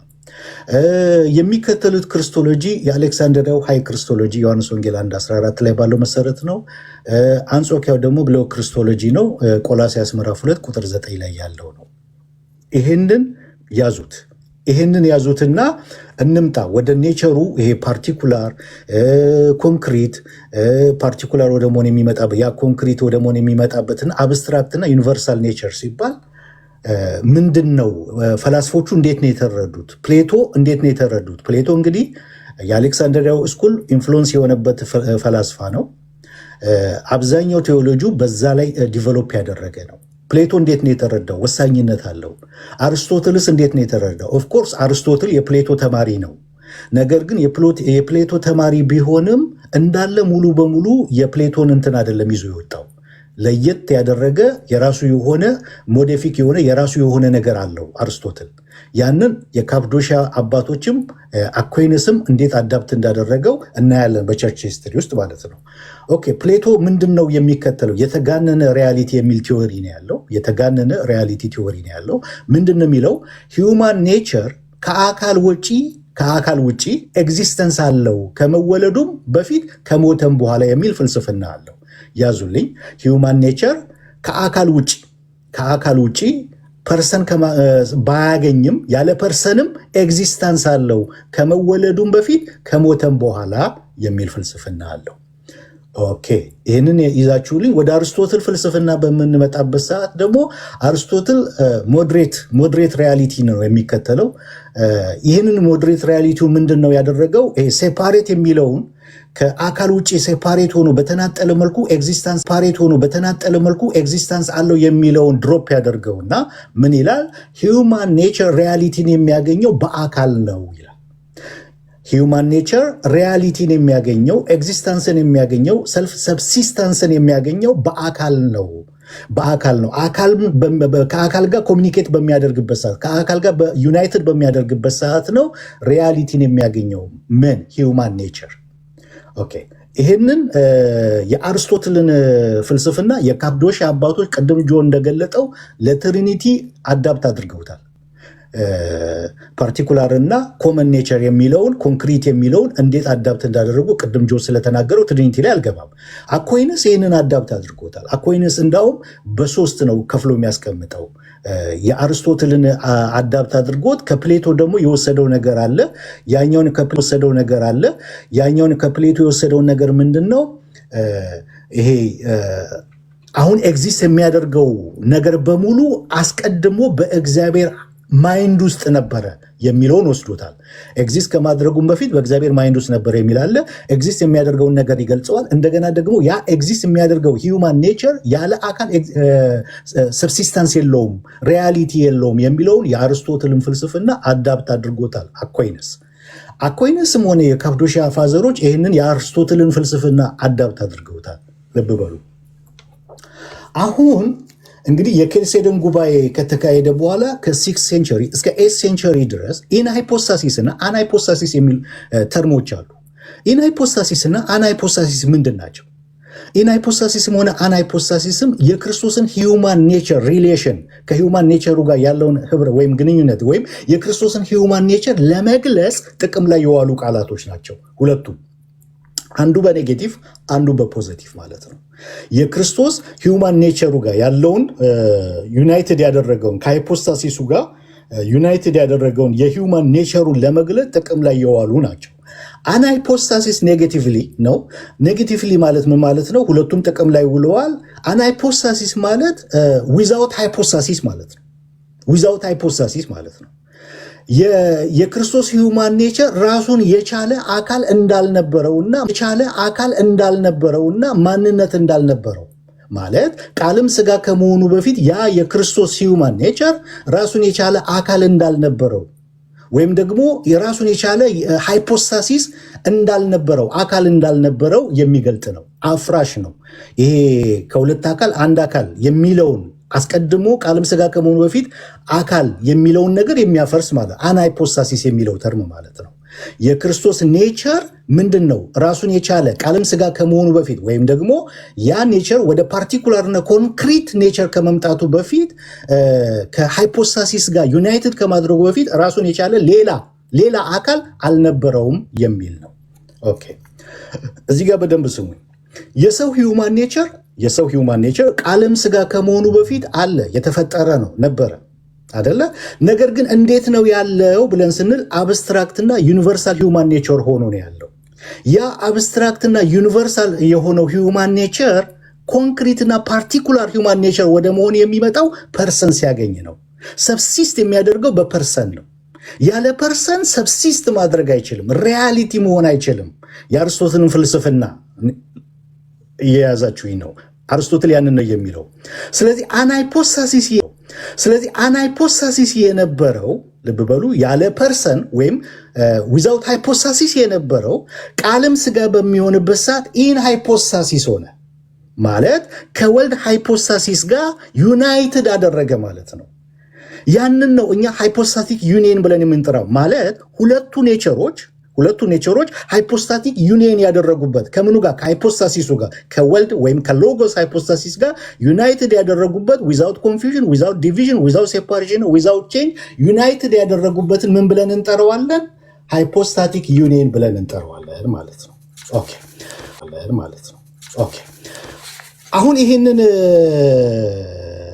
ኢንሃይፖስታሲስ እና አናይፖስታሲስ የሚለውን ተርም ከኬልሴዶን ጉባኤ በኋላ በጣም ዲፌንድ ያደረጉ ወይም ደግሞ ክላሪቲን የሰጡ አባቶች አሉ። 4 አባቶችን እዚህ ጋር ፓትሪስቲክ ኤቪደንስ ላቀርብ እፈልጋለሁ። የመጀመሪያው ሊዮንቲየስ ባይዛንቲየም የሚባለው ነው። ሊዮንቲየስ ባይዛንቲየም ማለት ከ490 እስከ 544 ኤዲ ድረስ የኖረ ቴዎሎጂያን ነው። ጽሑፍ አለው፣ የጻፈው ስራ አለው። አጌንስት ደ ኒስቶሪያንስ ኤንድ ዩቲሺያንስ የተባለ ስራ አለው። አጌንስት ደ ኒስቶሪያንስ ኤንድ ዩቲሺያንስ የተባለ ስራ አለው። በዚህ ጽሑፍ ወይም መጽሐፉ ላይ ኢንሃይፖስታሲስን ኤክስፕሌን ሲያደርገው ምን ብሏል? የክርስቶስ ሂውማን ኔቸር በትክክል ሪያሊቲን አገኘ፣ ምክንያቱም ይላል ኢት ዋዝ ቴክ አፕ ኢንቱ ደ ሃይፖስታሲስ ኦፍ ደ ሎጎስ ይላል። ምክንያቱን ሲገልጽ it was take up into the hypostasis of the logos የክርስቶስ human nature ሪያሊቲን ያገኘው ሰብሲስታንስን ያገኘው ምን ሲያደርግ ነው? ከሎጎስ ሃይፖስታሲስ ጋር ኢንጌጅ በሚያደርግበት ሰዓት ቴክ አፕ በሚያደርግበት ሰዓት ኮሚኒኬት በሚያደርግበት ሰዓት ምን አደረገ? ሪያሊቲን አገኘ ብሎ ይናገራል። ይቀጥልና አናይፖስታሲስን ሲያብራራው ምን ይላል? አናይፖስታሲስን ሲያብራራው ኔቸር that is not in person cannot truly exist የአርስቶትል ፍልስፍና ነው። ልብ በሉ ኔቸር that is not in person ባህሪ ያለ ፐርሰን cannot truly exist እውነተኛ ኤግዚት ማድረግ አይችልም። ትሩሊ ኤግዚት ማድረግ አይችልም ያለ ምን ባህሪ? ያለ ፐርሰን ብሎ ዲፋይን ያደርገዋል ማለት ነው። ሁለተኛው አባት ማን ነው? ሊዮንቴስ ኦፍ ጀሩሳሌም። ሊዮንቴስ ኦፍ ጀሩሳሌም 6th ሴንቸሪ ቴዎሎጂያን ነው። ሊዮንቴስ ኦፍ ጀሩሳሌም ስራ አለው። እሱም ምን የሚል ጽሁፍ አለው? አጌንስት the Nestorians and against the Monophysites የተባለ ስራ አለው።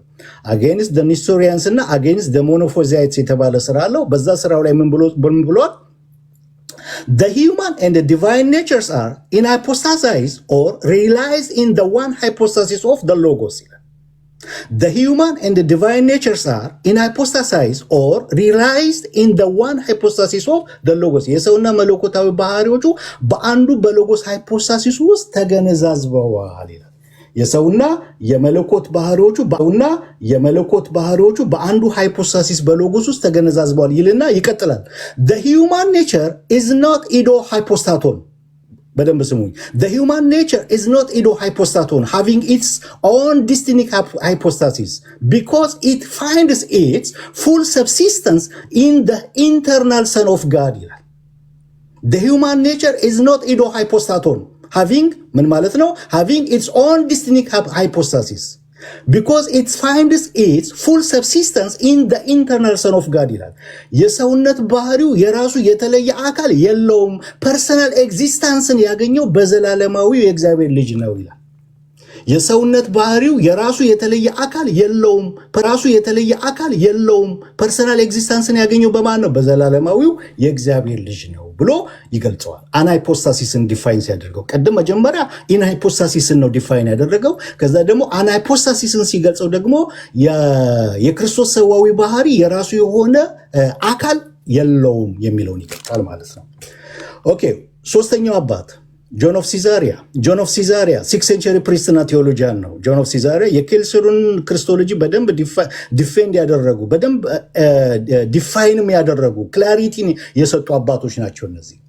ጆን ኦፍ ሲዛሪያ 6th ሴንቸሪ ፕሪስትና ቴዎሎጂያን ነው። ምን አይነት ስራ አለው? አፖሎጂ ፎር ዘ ኮንስል ኦፍ ኬልሳዶን የሚል ስራ አለው። አፖሎጂ ፎር ዘ ኮንስል ኦፍ ኬልሳዶን የሚል ስራ አለው። በዚህ ስራው ላይ ምን ብሏል? Christ's human nature has a concrete, real existence within the hypostasis of Christ. Christ's human nature has a concrete, real existence within the hypostasis of Christ. የክርስቶስ ሰዋዊ ባህሪ በክርስቶስ ሃይፖስታሲስ ውስጥ ተጨባጭ እውነተኛ ህልውና አለው ይላል። የክርስቶስ ሰዋዊ ባህሪ በክርስቶስ በሎጎስ ማለት ነው፣ በሎጎስ ሃይፖስታሲስ ውስጥ ተጨባጭ እውነተኛ ህልውና አለው ብሎ ይገልጻል ማለት ነው። ሌላ አራተኛ አባት የመጨረሻው የቤተ ክርስቲያን አባት የሚባለው ጆን ኦፍ ደማስከስ ምን ብሏል? an exposition of the orthodox faith book 3 chapter 11 ላይ ምን ይላል? the flesh of the Lord not subsisting by itself is not a hypostasis but is in hypostatos because it has its existence in the hypostasis of logos who assumed it. ደግሞአለው the flesh of the Lord not subsisting by itself is not a hypostasis but is in hypostatos because it has its existence in the hypostasis of the logos who assumed it. የክርስቶስ ሥጋ በራሱ በተለየ አካል አይኖርም፣ ነገር ግን ህልውናውን የወሰደው በሎጎስ ሃይፖስታሲስ ውስጥ ነው። ኤግዚስተንስን ሪያሊቲን ህልውናውን የወሰደው በሎጎስ ሃይፖስታሲስ ውስጥ ነው። የራሱ የተለየ አካል እንዳልነበረው የሚገልጡ አባቶች ናቸው። ከሁለት አካል አንድ አካል የሚለውን ሪጀክት የምናደርግበት መልኩ ምንድነው? ባህሪ በአካል ውስጥ ነው ኤግዚስታንስን የሚያገኘው፣ ሰብሲስታንስን የሚያገኘው፣ ሪያሊቲን የሚያገኘው። ያ ዩኒቨርሳል የሆነው ባህሪ ወደ ኮንክሪት ወደ መሆን የሚመጣው ፐርሰን ሲያገኝ ነው፣ ወደ መሆን የሚመጣው ፐርሰን ሲያገኝ ነው የሚለውን ነው እነዚህ ዲፋይን ያደረጉት። ኢን ሃይፖስታሲስ እና አን ሃይፖስታሲስ የሚለውን በደንብ ዲፋይን ያደረጉ እነዚህ አራት አባቶች ናቸው ከኬልሴዶን ጉባኤ በኋላ ማለት ነው። ኦኬ ፕሮቴስታንቶች ታዲያ በዚህ ላይ ምንድን ነው ያላችሁ አመለካከት? ወደ ፕሮቴስታንት ስኮላር እንምጣ። ወደ ፕሮቴስታንት ስኮላር ስንመጣ ይሄ የኛ ትምህርት ነው። ፕሮቴስታንቶች 16ኛው ሴንቸሪ ላይ ነው የመጣችሁት፣ ይሄ ደግሞ እዛ የነበረ ነው፣ ምን አገባችሁ ከተባለ ትምህርቱ የኛ ነው፣ ገንዘብ አድርገነዋል። ይህንን ትምህርት የኛ አድርገነዋል፣ የራሳችን ትምህርት ነው። ስለዚህ አባቶች የኛ ናቸው። በደንብ ስሙኝ። እዚህ ጋር ፕሮቴስታንት ስኮላሮች የጻፉትን እንይ። ሪፎርምድ ቴዎሎጂያን የነበረው ካርል ባርዝ ቸርች ዶግማቲክስ ቮሊዩም 4 ፓርት 1 ላይ የጻፈዋል። ኢን ሃይፖስታሲስ እና አን ሃይፖስታሲስን በደንብ ያብራራበት ማለት ነው። ቮሊዩም 4 ፓርት 1 ላይ ፓትሪስቲክ ኤቪደንስን በማቅረብ ይሞግታል ካርል ባርዝ። ቅድም ያቀረብኳቸውን አራቱን አባቶች ፓትሪስቲክ ኤቪደንሶችን በማቅረብ ይሞግታል። ኢን ሃይፖስታሲስ እና አን ሃይፖስታሲስ የሚለውን እንዲሁም የሉትራንና የሪፎርምድ ስኮላሮችን ስራቸውን በማቅረብ ይሞግታል ማለት ነው። ለምሳሌ ካቀረባቸው መካከል ማለት ነው፣ በጣም ሰፊ ነው እንትኑ። ለምሳሌ የሉትራን ስኮላር የነበረውን ሄንሪች ሽንድን በማቅረብ ይሞግታል። ሄንሪች ሽንድ ከ1811 እስከ 1886 ዓመተ ምህረት የኖረ ነው። በ1875 የጻፈው አለ። በ1875 ምን ብሎ ጽፏል? ዶክትሪናል ቴዎሎጂ ኦፍ ዘ ኢቫንጀሊካል ሉትራን ቸርች የሚል ጽሁፍ አለው። ዶክትሪናል ቴዎሎጂ ኦፍ ዘ ኢቫንጀሊካል ሉትራን ቸርች የሚል እዚህ ጽሁፉ ላይ ኢን ሃይፖስታሲስ እና አን ሃይፖስታሲስን በደንብ ያብራረዋል።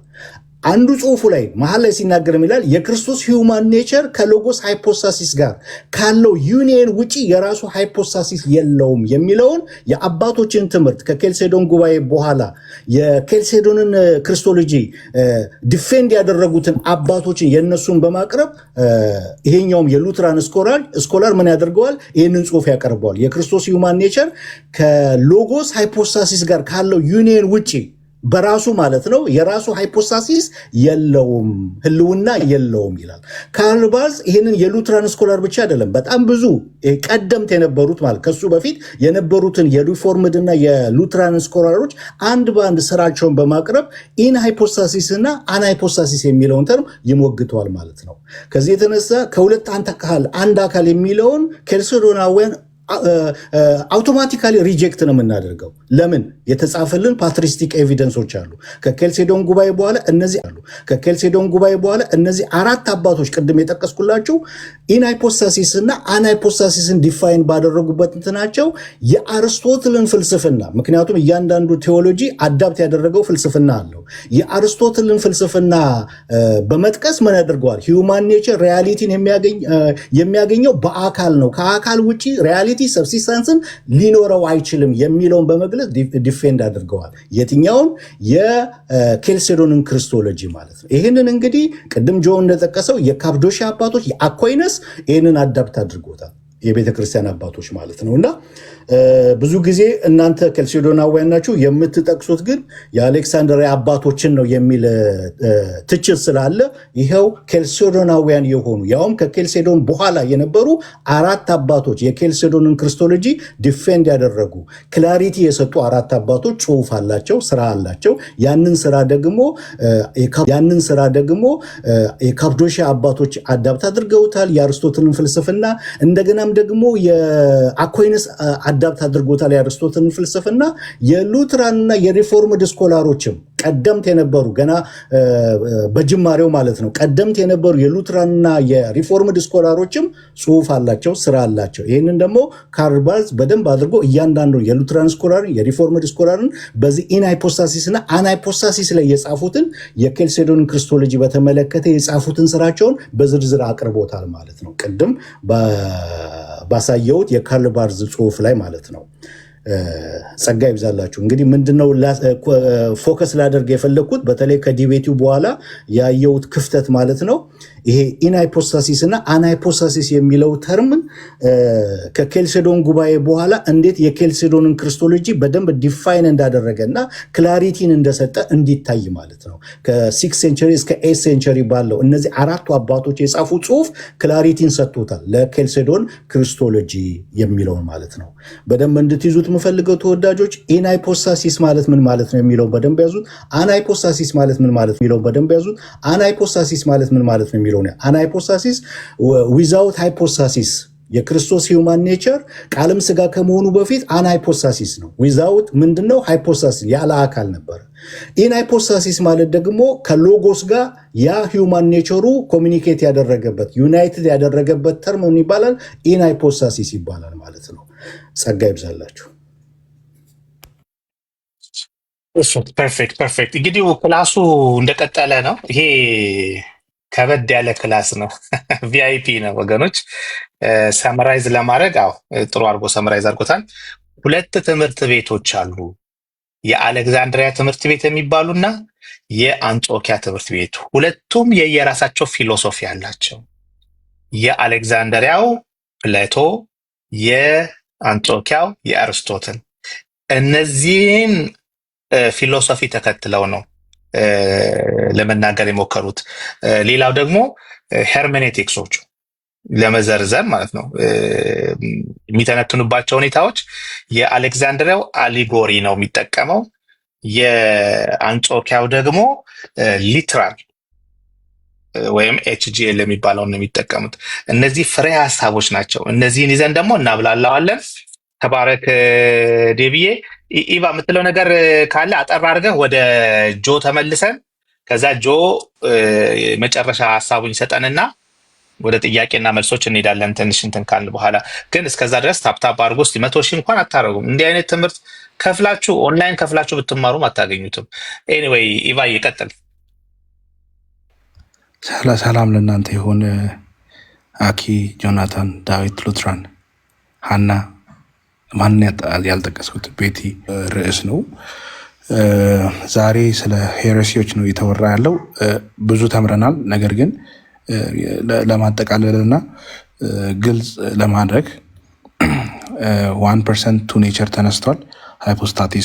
ሃይፖስታቲክ ዩኒየን ተነስቷል። ሚኒንጉን በደንብ ተብራርቷል። ነገር ግን ቅድም ዳዊትም ጆናታንም ያሉት ላይ ለመጨመር ሰምራይዝ ለማድረግ እነዚህ ሄረሲዎች በ3 ነው የሚከፈሉት። በቀላሉ ማለት ነው በ3 ነው የሚከፈሉት። አንደኛው ዲቪኒቲውን የካዱ አሉ። ዲቫይን አይደለም ወይም ደግሞ መለኮት አይደለም፣ ክርስቶስ መለኮታዊ ማንነት የለውም ብለው የሚያስቡ ናቸው። ሁለተኛው ደግሞ ሰው አይደለም ወይም ሰውነቱን የሚጠራጠሩ ወይም ሰውነቱ ላይ ጥያቄ ያላቸው ሂውማኒቲው ላይ ችግር ያለባቸው ሰዎች ናቸው ወይም ሴክቶች ናቸው ማለት ነው። ሶስተኛው እነዚህ ምን አይነት ሄረሲ ናቸው? ኮንፊውዝ ያደረጉ ወይም ደግሞ ዲቫይድ ያደረጉ። አንድ ማወቅ ያለብን ክርስቶስ ስንል ሂውማን ኔቸር አለ፣ ዲቫይን ኔቸር አለ። ሄረሲዎቹም ከዚህ ጋር የተገናኙ ናቸው። ያው እነዚህን ዲፊኒሽኖች ከዚህ በፊት አውርተናል እያስባለሁ ስላልነበርኩኝ በደንብ ዲስከስ ያደረግንበት ይመስለኛል። እነዛን ነገሮች በደንብ ዲፋይን ካደረግና እነዛን ነገሮች በትክክል ካወቅን በኋላ ነው ሄረሲዎቹ የሚገቡን ማለት ነው። እና ለምሳሌ የክራይስትን ዲቪኒቲ ክራይስት ዲቫይን ኔቸር የለውም፣ ክርስቶስ ስንል ዲቫይን አይደለም ብሎ የተነሱ አሉ። ለምሳሌ ቅድም የተነሳ ይመስለኛል ኢቦኒዝም የሚባሉ ፈርስት ሴንቸሪ እና ሰከንድ ሴንቸሪ ላይ የተነሱ ሰው ብቻ ነው፣ በእግዚአብሔር የተመረጠ ነብይ ነው፣ ቅድመ ኑባሬ የለውም፣ ሰው ብቻ ነው ብሎ የሚያስቡ ኢቦኒዝም የሚባሉ አሉ። እኚህ ምን ውስጥ የሚካተቱ ናቸው? ዲናይድ ክራይስትስ ዲቪኒቲ ማለት ነው። ዲቫይን አይደለም ብሎ ከሚሉት ውስጥ ማለት ነው። እና አሪዮስ ተነስተዋል። እና በተለይ አሪዮስ በጣም ፌመስ ስለሆነ ያው በኒቂያ ጉባኤ በ325 ክርስቶስ ሆሞሲየስ ነው ወይም ዲቫይን ነው ብሎ አባቶች መልስ ሰጥተውበታል። ይህንን ያዙ። ዲናይድ ያደረጉ የክርስቶስን ዲቪኒቲ ዲናይ ያደረጉ እነዚህ ሄረሲ ናቸው ማለት ነው። ሌላ ክርስቶስ ሰው አይደለም ብለው ደግሞ የክርስቶስን ሂውማኒቲ ዲናይ ያደረጉ አሉ። ዶሴቲዝም፣ አፖሎናሪዝም ይባሉ አሉ። ዶሴቲዝም ኢየሱስ ክርስቶስ ሰው ይመስላል እንጂ ሰው አይደለም ወይም ኢሉዥን ነው የሚሉ ናቸውና እነዚህ የኖስቲክን ሀሳብ ይቀበላሉ። የኖስቲክ ሀሳብ ግልጽ ነው። መንፈሳዊ ነገር ቅዱስ፣ ቁሳዊ ነገር እርኩስ የሚሉ ናቸው። ማለት መንፈሳዊ ነገር ያ መንፈሳዊ አካል ያ እግዚአብሔር እዚህ ቁሳዊ ወይም ዓለማዊ እዚህ የወደቀ ምድር ውስጥ እንዴት ጆይን ያደርጋል? እንዴት ኢንተርፌር ያደርጋል? ስለዚህ መንፈሳዊ ነገር ሁሉ ቅዱስ ነው፣ ቁሳዊ ወይም ደግሞ ዓለማዊ ምድራዊ ነገር ሁሉ ደግሞ እርኩስ ነው የሚሉ ናቸውና እነዚህም የክርስቶስን ሰውነት ክርስቶስ ሰው አይደለም ብሎ የሚክዱ ናቸው። ለምንድን ነው ሰው ማይሆነው? ቅድም እንደነገርኳችሁ መንፈሳዊ ነገር ቅዱስ፣ ዓለማዊ ወይም ቁሳዊ ነገር እርኩስ ነው ብሎ ስለሚያስቡ ማለት ነው። ሌላ አፖሎኒያኒዝም ይባሉ አሉ። እነዚህም ክርስቶስ የሰው ሰውነት እና ነፍስ አለው፣ ነገር ግን አእምሮና መንፈሱ የሰው አይደለም። ሎጎስ ስለሆነ ኢንካርኔት ሲያደርግ ይሄ ሎጎስ ስፒሪቱንና ያንን ማይንድ ተክቶታል ብለው የሚያስቡ ናቸው። እኚህ ሁሉ ሄረሲ ናቸው። ሌላው ሄረሲ የሚመጣው እንደነገርኳችሁ ዲቪኒቲውን ዲናይ የሚያደርጉትም ሄረሲ ናቸው። ሂውማኒቲውንም ዲናይ የሚያደርጉት ሄረሲ ናቸው። ሌላው ትልቁ አጨቃጫቂ ከቅድሙ ጆናታን እና ዴቭ በደንብ አድምተው ያወሩት ሶስተኛው ሄረሲ ይሄ ኮንፊዝ እያደረጉና ዲቫይድ እያደረጉ ኔቸሩን ማለት ነው። ቱ ኔቸር ነው፣ ግን ያ ቱ ኔቸር እንዴት ነው ኮሚኒኬት የሚያደርገው? እንዴት ነው የአትሪቢዩት ኮሚኒካቶ ኢዱማተብ እሱን ኔክስት ላይ የምናወራው ይመስለኛል። እንዴት ነው ኮሚኒኬት የሚያደርጉት የሚለውን ማለት ነው። እና ከዛ ውስጥ በጣም የሚታወቀው ኔስቶሪያኒዝም ነው። ኔስቶሪያኒዝም በኮንስታንቲኖፕል ፓትሪያርክ የነበረ ነው። 2% በክርስቶስ ውስጥ እንዳለ ያምናል። ነገር ግን እዛ ጋር ችግሩ ምንድን ነው? 2% ነው የሚለው። ከኬልቄዶን ጋር በጣም ልዩነት አለው። ኬልቄዶን 1% ነው የሚለው፣ የንስጥሮስ ደግሞ 2% ነው የሚለው። እዚህ ጋር ራሱ ብዙ ኬልቄዶናን ያልሆኑ ሰዎች የንስጥሮስ ናችሁ ኦር ደግሞ ኔስቶሪያን ናችሁ ብለው አኪዝ ለማድረግ ሲሞክሩ እናያለን። ነገር ግን የንስጥሮስ ትምህርት 2% በክርስቶስ ውስጥ አለ ነው። በእኛ ግን 1%። ቅድም የተባለው ሃይፖስታቲክ ዩኒየን አንድ ሃይፖስታሲስ ብለናል አይደል? እዛ አንድ ሃይፖስታሲስ ወይም ሃይፖስታሲስ ማለት ፐርሰን ማለት ነው። በዛ 1% ውስጥ ቱ ኔቸር አለ ብለን ምናምነው። ነገር ግን ንስጥሮስ 2% በክርስቶስ ውስጥ አለ ብሎ ያምናል። ይሄ ሄረሲ ደግሞ ወዴት ወስዶታል? ድንግል ማርያም የአካሉ ወይም የሰውነቱ እናት ናት እንጂ የአምላክነቱ እናት አይደለችም። ወይም ደግሞ ይሄ ቴዎቶኮስ እና ክሪስቶቶኮስ የሚባል ተርም አለና ድንግል ማርያም ቴዎቶኮስ አይደለችም ክሪስቶቶኮስ ናት ብሎ ለምን ፐርሰኑን 2 ስላደረገው ክርስቶስን 2 ስላደረገው ድንግል ማርያም ለአንደኛው እናት ናት፣ ለአንደኛው ግን እናት አይደለችም ወደሚል ወደ ሌላ ሄረሲ የገባ ነው ንስጥሮስ ማለት ነው። የእሱ ተቃራኒ ደግሞ ሁለቱም ጽንፍ የያዙ ናቸው። የአውጣቂ ነው፣ ኢቲቺያኒዝም የሚባለው ነው። በ5ኛው ሴንቸሪ ዋን ኔቸር ነው ወይም ሞኖፊሲስት ነው ብሎ የሚያስተምር ነው። ይሄ ሞሮፍ አሁን አኪስ ስንደራረግ በኬልቄዶን ሳይድ ያለ ነው የአውጣቂ ትምህርት ነው የምታስተምሩ ስንል፣ በእነሱ ሳይድ ያሉት ደግሞ እኛን ንስጥሮሳዊ ብለው እንትን የሚሉት ይሄ ነው። ይሄ ከምንድን የመጣው? ይሄ ሄረሲ ከምንድን የመጣው? ኮንፊውዝ ከማድረግ እና ዲቫይድ ከማድረግ ነው። ስለዚህ ኢየሱስ ክርስቶስ አንድ ፐርሰን ነው፣ አንድ ሃይፖስታሲስ ነው። ነገር ግን ቱ ኔቸር ነው። ያ ቱ ኔቸር እንዴት ነው ኮሚኒኬት የሚያደርገው የሚለውን ኔክስት የምናየው ይመስለኛል። ኮንፊውዝ ሳይደረጉ እነዛ መጠበቂያዎቹን ይዘን እንቀጥላለን ማለት ነው። ቴንክ ዩ ኦኬ ኢቫይ ቴንክ ዩ።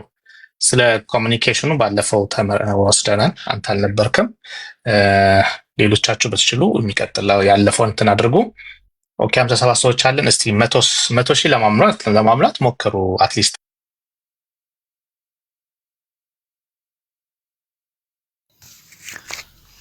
እሺ የተወሰነ ነገር ልበልና ወደ ጥያቄና እንትኑ እናልፋለን፣ ሴሽኑ እናልፋለን። ለማንኛውም ካሁን በኋላ ያሉት አሁን የምጠቅስላችሁ የተወሰኑ አባቱ እንትኖች አሉ፣ ሄሬሲዎች አሉ። ቅድም እነ ኢቫ እነ ዴቭ ነካክተዋቸዋል። እነሱንም እኔም የተወሰነ ነገር ብዬ እንትን እንላለን። ያው ይሄንን ኮንትሮቨርሲዎችን ተመልክተናል። በክርስቶሎጂ ላይ የነበረውን በትሪኒቲ ላይ የነበረውን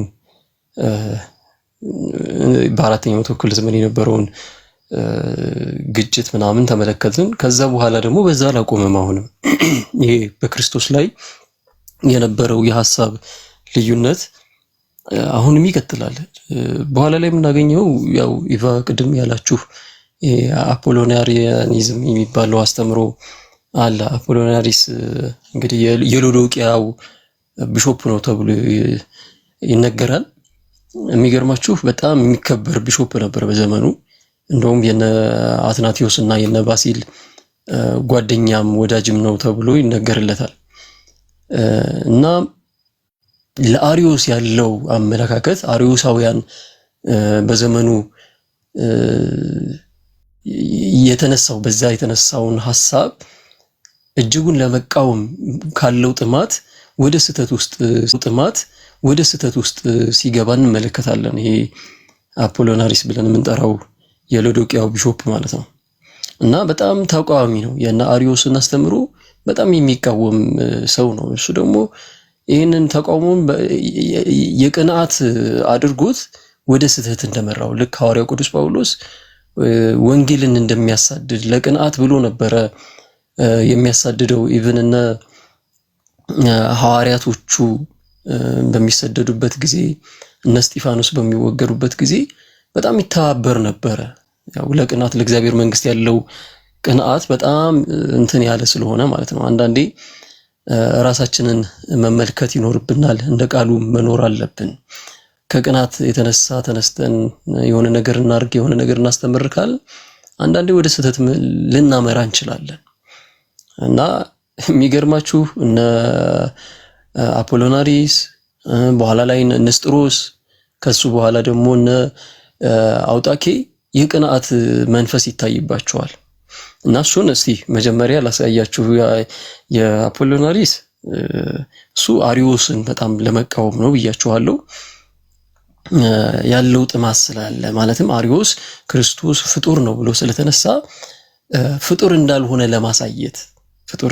ለማሳየት ሰውነቱን በተወሰነ መልኩ ቀንሶት እንመለከታለን።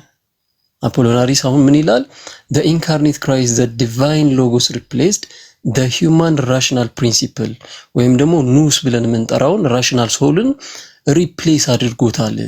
ይሄ the incarnate one incarnated Christ ነው እንደሚለው። የሚገርማችሁ ነገር በኋላ ላይ አውጣኪን ስንመለከት የምንመለስበት ይሆናል። ነገር ግን አፖሎናሪስ ምን አይነት እምነት አለው ካላችሁ አንዱ ያ ኢንካርኔትድ ክራይስት ዲቫይን ሎጎሱ ሂዩማንን ምንድነው የሂዩማንን ወይም ደግሞ የሰዋዊ ፕሪንሲፕሉን ይሄ ራሽናል ፕሪንሲፕል ብለን የምንጠራውን ሶልን ራሽናል ሶል ብለን የምንጠራውን ይሄ ማይንዱን ፕሪንሲፕል ተክቶታል።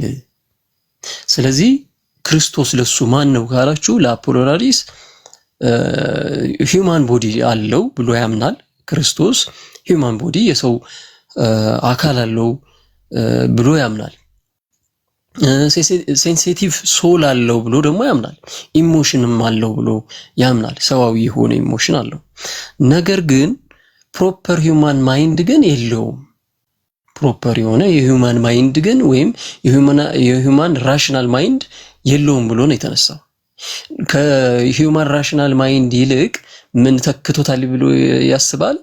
ይሄ የሎጎሱ ራሽናል ፕሪንሲፕል የሂዩማን ራሽናል ማይንዱን ወይም የሂዩማን አስተሳሰቡን ሐሳቡን ተክቶታል። ሰዋዊ የሆነ አእምሮ የለውም የሚልን ሐሳብ ማለት ነው። ያንን ሐሳብ በምን የተተካ ነው? የሰዋዊው በሎጎሱ ወይም ደግሞ በዲቫይን ምንድነው ኔቸሩ የተተካ ነው። ስለዚህ ቲንኪንግ ፕሪንሲፕሉ ማን ነው ካላችሁ ለአፖሎናሪየስ ይሄ ዲቫይን ሎጎስ ነው ማለት ነው።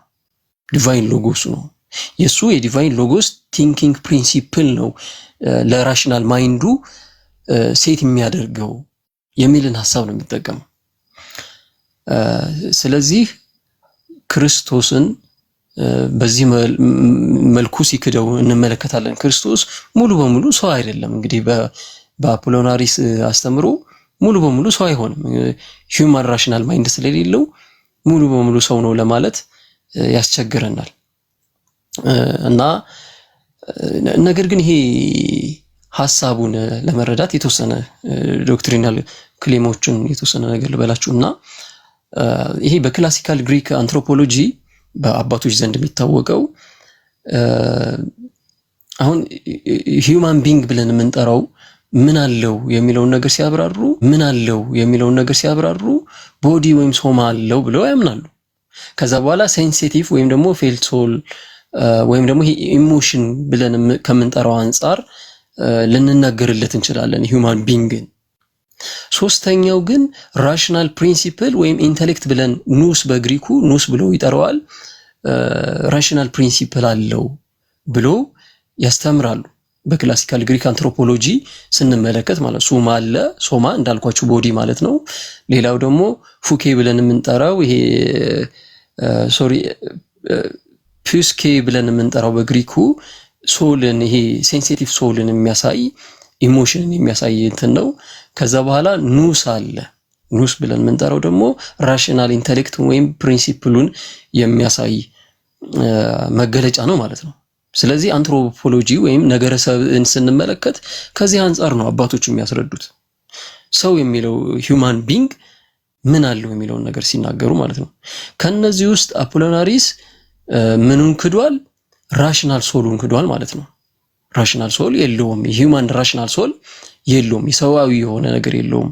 የአምላክ ነው ያለው። ተተክቷል። በአምላክ በሎጎስ ተተክቷል ብሎ ያምናል። the word logos assumed a human body and the sensitive soul but not human rational nous ወይም ደግሞ ሶል ብሎ ያስቀምጥልናል ማለት ነው አፖሎናሪስ። ስለዚህ ይሄ the divine logos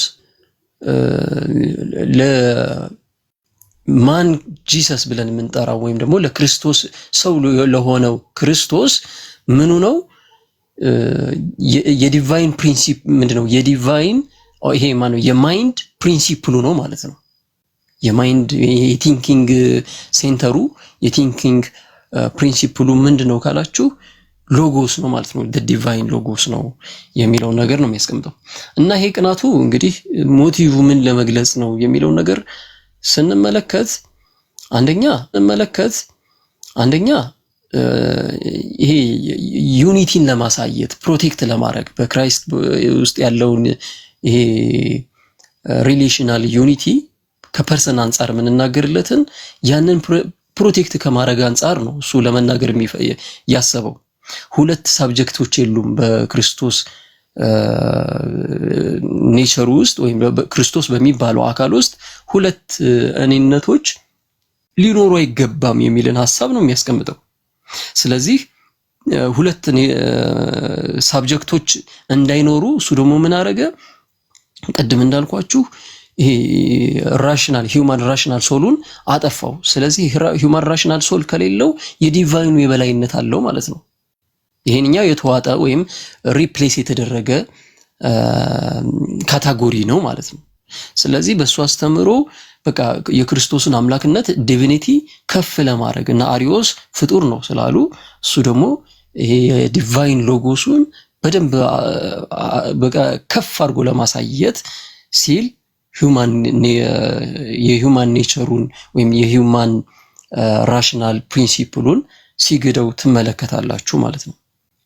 ሌላው ደግሞ ቅድም እንዳልኳችሁ ያው ከዲቲ አንፃር የሚነገሩና አሪዮስ ክርስቶስ ሰዋዊ ነገሩን እየጠቀሱ ሰው እንደሆነ ፍጡር እንደሆነ ለማሳየት ስለሚሞክሩ ይሄ ሎጎስ ዲቫይን ሎጎስ ግን ክርስቶስ ኢየሱስ በዲቫይን ሎጎስ የሚመራ አንድ ሳብጀክት ስላለ እሱ ነው እንግዲህ አምላክ ነው ብሎ ለመናገር እንትን ለማለት ለመሞገት ይሞክራል በሱ አስተምሮ ማለት ነው። ሌላው አንዳንዴ ኮንቴምፖራሪ ኢሪሮች አሉ ዩኖሚየስ የሚያነሷቸው በዛን ዘመን የነበረ አንድ ዲስፒቴሽን ነበረ በነ ዩኖሚየስ በእንግዲህ እንደምታቆድም ምን ብያቸዋለሁ ካፓሪሻን ፋዘርስ ዩኖሚየስ ላይ በደንብ ወርዶበታል አጌንስት ዩኖሚየስ ብለው ሁሉም ቀጥቅጠውታል። በተለይ ኒሲያ ግሪጎሪ ኦፍ ኒሳ በደንብ ጽፎበታልና ከሱም አንፃር የተነሳውን ያንን ሐሳብ ለመቃወም ሲል የሰንን ዲቪኒቲ ከፍ ለማድረግ ልህቀትን ለማሳየት ሲል ይህንን ሐሳብ ሲጠቀም እንመለከታለን ማለት ነው። ነገር ግን ይህንን ማድረጉ ለኛ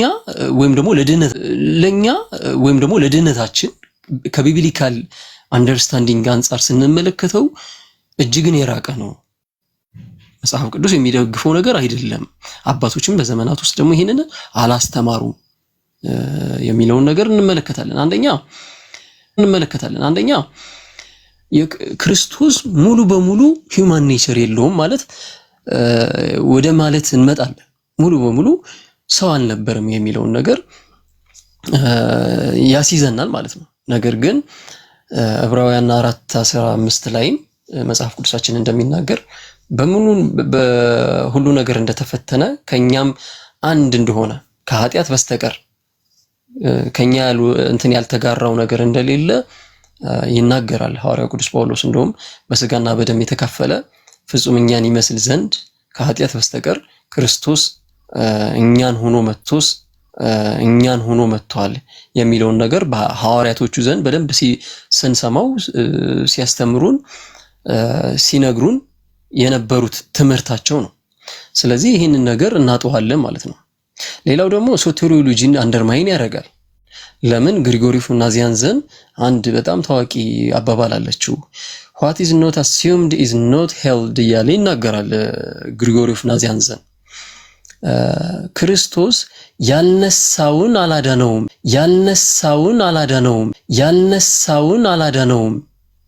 ያልነሳውን አካል ያልነሳውን ነገር አላዳነውም። ስለዚህ ክርስቶስ የነሳው ሰውነትን ስለሆነ ሂውማን ኔቸርን ስለሆነ የነሳው ቃል ስጋ ሆነ ስንል ሰውነትን ነው የሂውማን ኔቸርን ነው ሙሉ በሙሉ እንትን ያለው። ስለዚህ በከፊሉ ከሆነ ነሳው እያልን ያለነው የሰው ልጅ አይደለም ማለት ነው የዳነው ወደሚለው ድምዳሜ ያመጣናል ማለት ነው የአፖሎናሪስ አስተምሮ። ስለዚህ ከዚህም አንፃር ይጋጫል የሚለውን ነገር እንመለከታለን። ሌላው ከሰፈሪንግ ከዴዝ አንፃር ብዙ የሚነሳ ነገሮች አሉ። ሌላ ጊዜ እንግዲህ ጊዜ ሲኖረን እንትን እንላቸዋለን። ለማንኛውም ከእንትንም አንፃር አንስቷል ከኢንተሌክቹዋል ኢንኮሄረንሲ ኦር ደግሞ ይሄ ሞራል ኤጀንሲ አንፃር ከዊል አንፃር በኋላ ላይም ራሱ እነዚህ ሞኖቴሊቲዝም ስለሚነሱ ወደፊትም ስለምንመለከታቸው የአፖሎናሪስን እሳቤ እንትን እንለዋለን። ለማንኛውም ሌላው ደግሞ ሁለተኛው ንስጥሮስ ነው። ቶሎ እንትን ልበልላችሁና የኮንስታንቲኖፕሉ አርኪቢሾፕ ነው እንግዲህ ንስጥሮስ በጣም አስተምሮ ሲስተማታይዝድ እያደረገ የሚያስተምር የሚጠቀማቸው ቴክኒኮች ምናምን የሚደነቅ አርኪቢሾፕ ነበረ። እሱም ደግሞ ከምን የተነሳ ቅንዓት ያድርበታል እና አፖሎናሪስ ምን አይነት ሐሳብ አንስተው ነበረ? አንድ ሰብጀክት አለ ያም ዲቫይን ያው ማይንዱ የራሽናል ማይንዱ ፕሪንሲፕል ዲቫይን ኔቸር ስለሆነ አንድ ሳብጀክት አለ ብለው ነው እነሱ የሚያምኑት። ስለዚህ ንስጥሮስ ደግሞ አይ ይሄማ አይሆንም፣ አንድ ሳብጀክት ሳይሆን በአንድ ክርስቶስ ውስጥ ሁለት ሃይፖስታሲስ ወይም ፐርሰን አለ ብሎ ያምናል። ሁለት ፐርሰን አለ። እንደዛ ካልሆነ ክርስቶስ በሰውነቱ የደረጋቸውን ነገሮች ወይም ለምሳሌ በጥበብና ምንድነው በጥበብና በሞገስ ያድግ ነበር በቁመትም ያድግ ነበር ይላል ሉቃስና እነዛን ነገሮች እንዴት እንመለከታቸዋለን?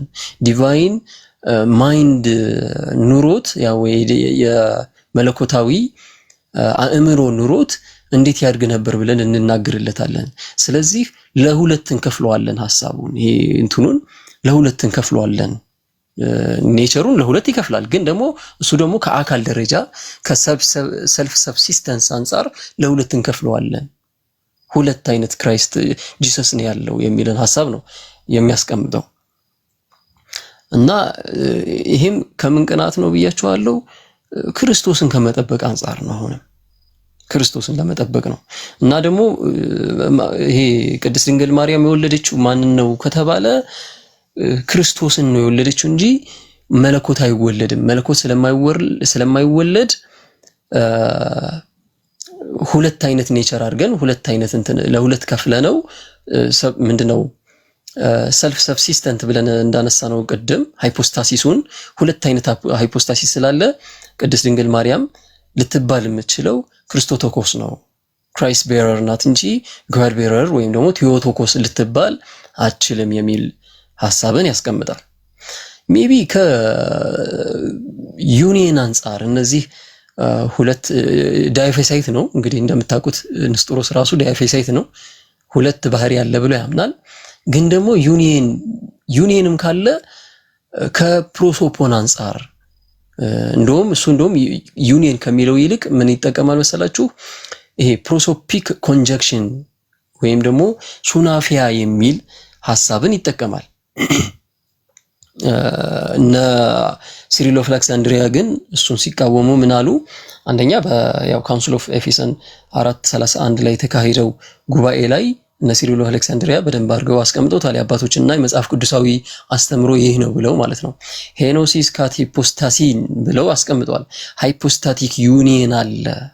ልክ ንስጥሮስ ለሁለት ከፍሎ ለብቻ ሰፓሬት አድርጎ ሁለቱን ሃይፖስታሲስ እንዳስቀመጠው አይነት ሳይሆን አንድ ሃይፖስታሲስ አለ። ቅድምም ዴቭ በደንብ ስላብራራው አን ሃይፖስታሲስ እና ኤን ሃይፖስታሲስ የሚባል ነገር አለ እና አንዱ ሃይፖስታሲስ ወይም ደግሞ ሲፖዚተም ብለን እንጠራዋለን ዲቫይን ሲፖዚተም ነው።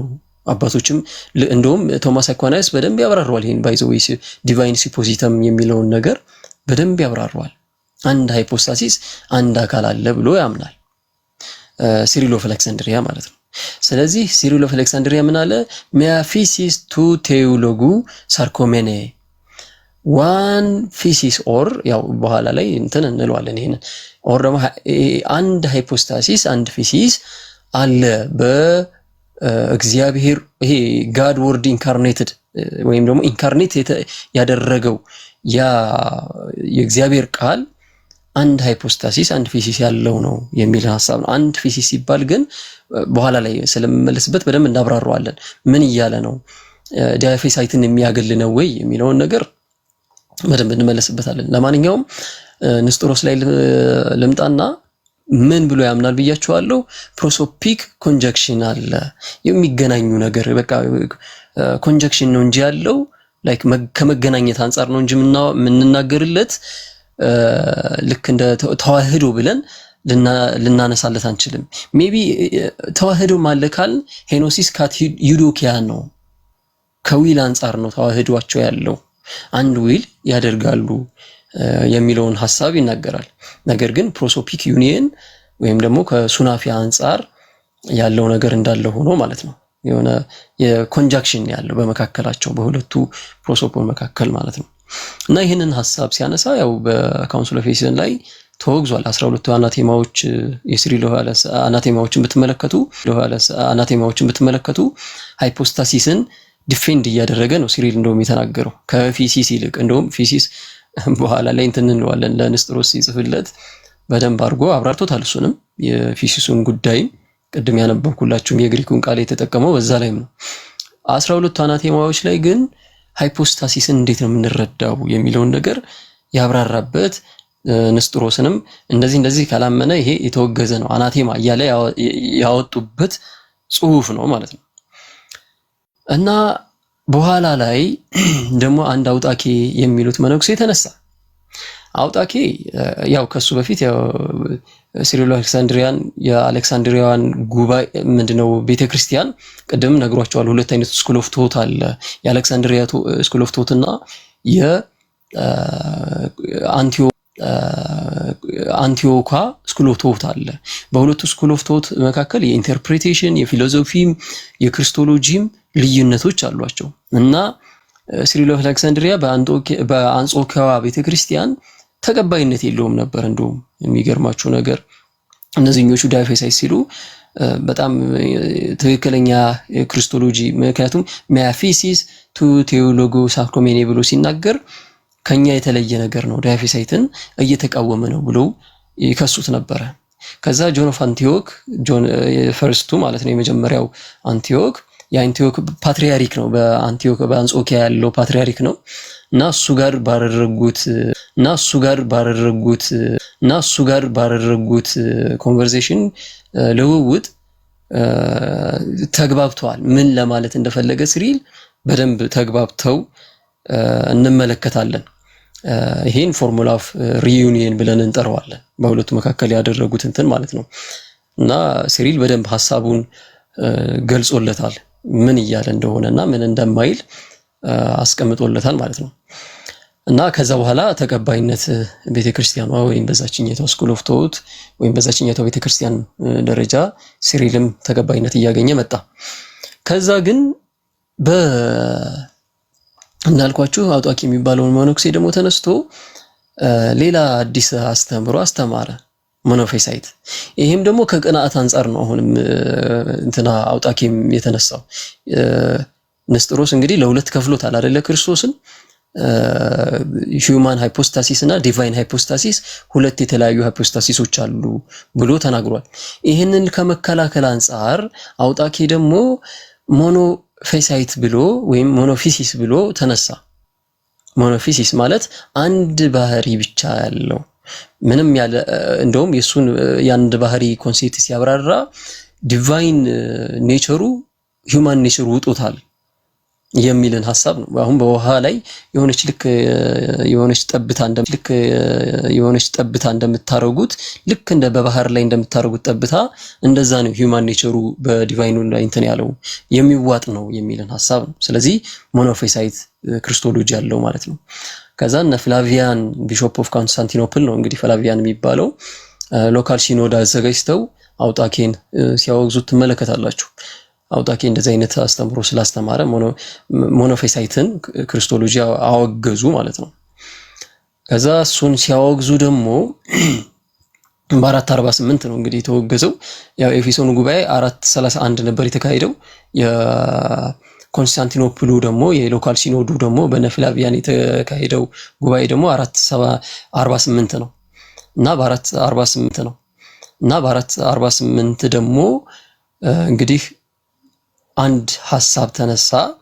የአውጣኪን አስተምሮ እንትናሉ አወገዙ። አውጣኪ ከተወገዘ በኋላ ደግሞ በሲሪል ኦፍ አሌክሳንድሪያ አስተምሮ አንድ ባህሪ ብዬ ባስተማርኩኝ እኔን አወገዙኝ ብሎ ደግሞ ቅሬታ አነሳ በአሌክሳንድሪያ ላለችው ቤተክርስቲያን። አሌክሳንድሪያ ባለችው ቤተክርስቲያን ደግሞ እንደገና ያው ካውንስል ተጠርቶ ያው ሁለተኛው የኤፌሶን ጉባኤ ብለን እንጠራዋለን። እነሱ ያው በእኛ ካልሲዶናውያን ይሄ ጉባኤ ተቀባይነት የለውም። እንደውም አባቶች ላትሮሲኒየም ይሉታል። ያው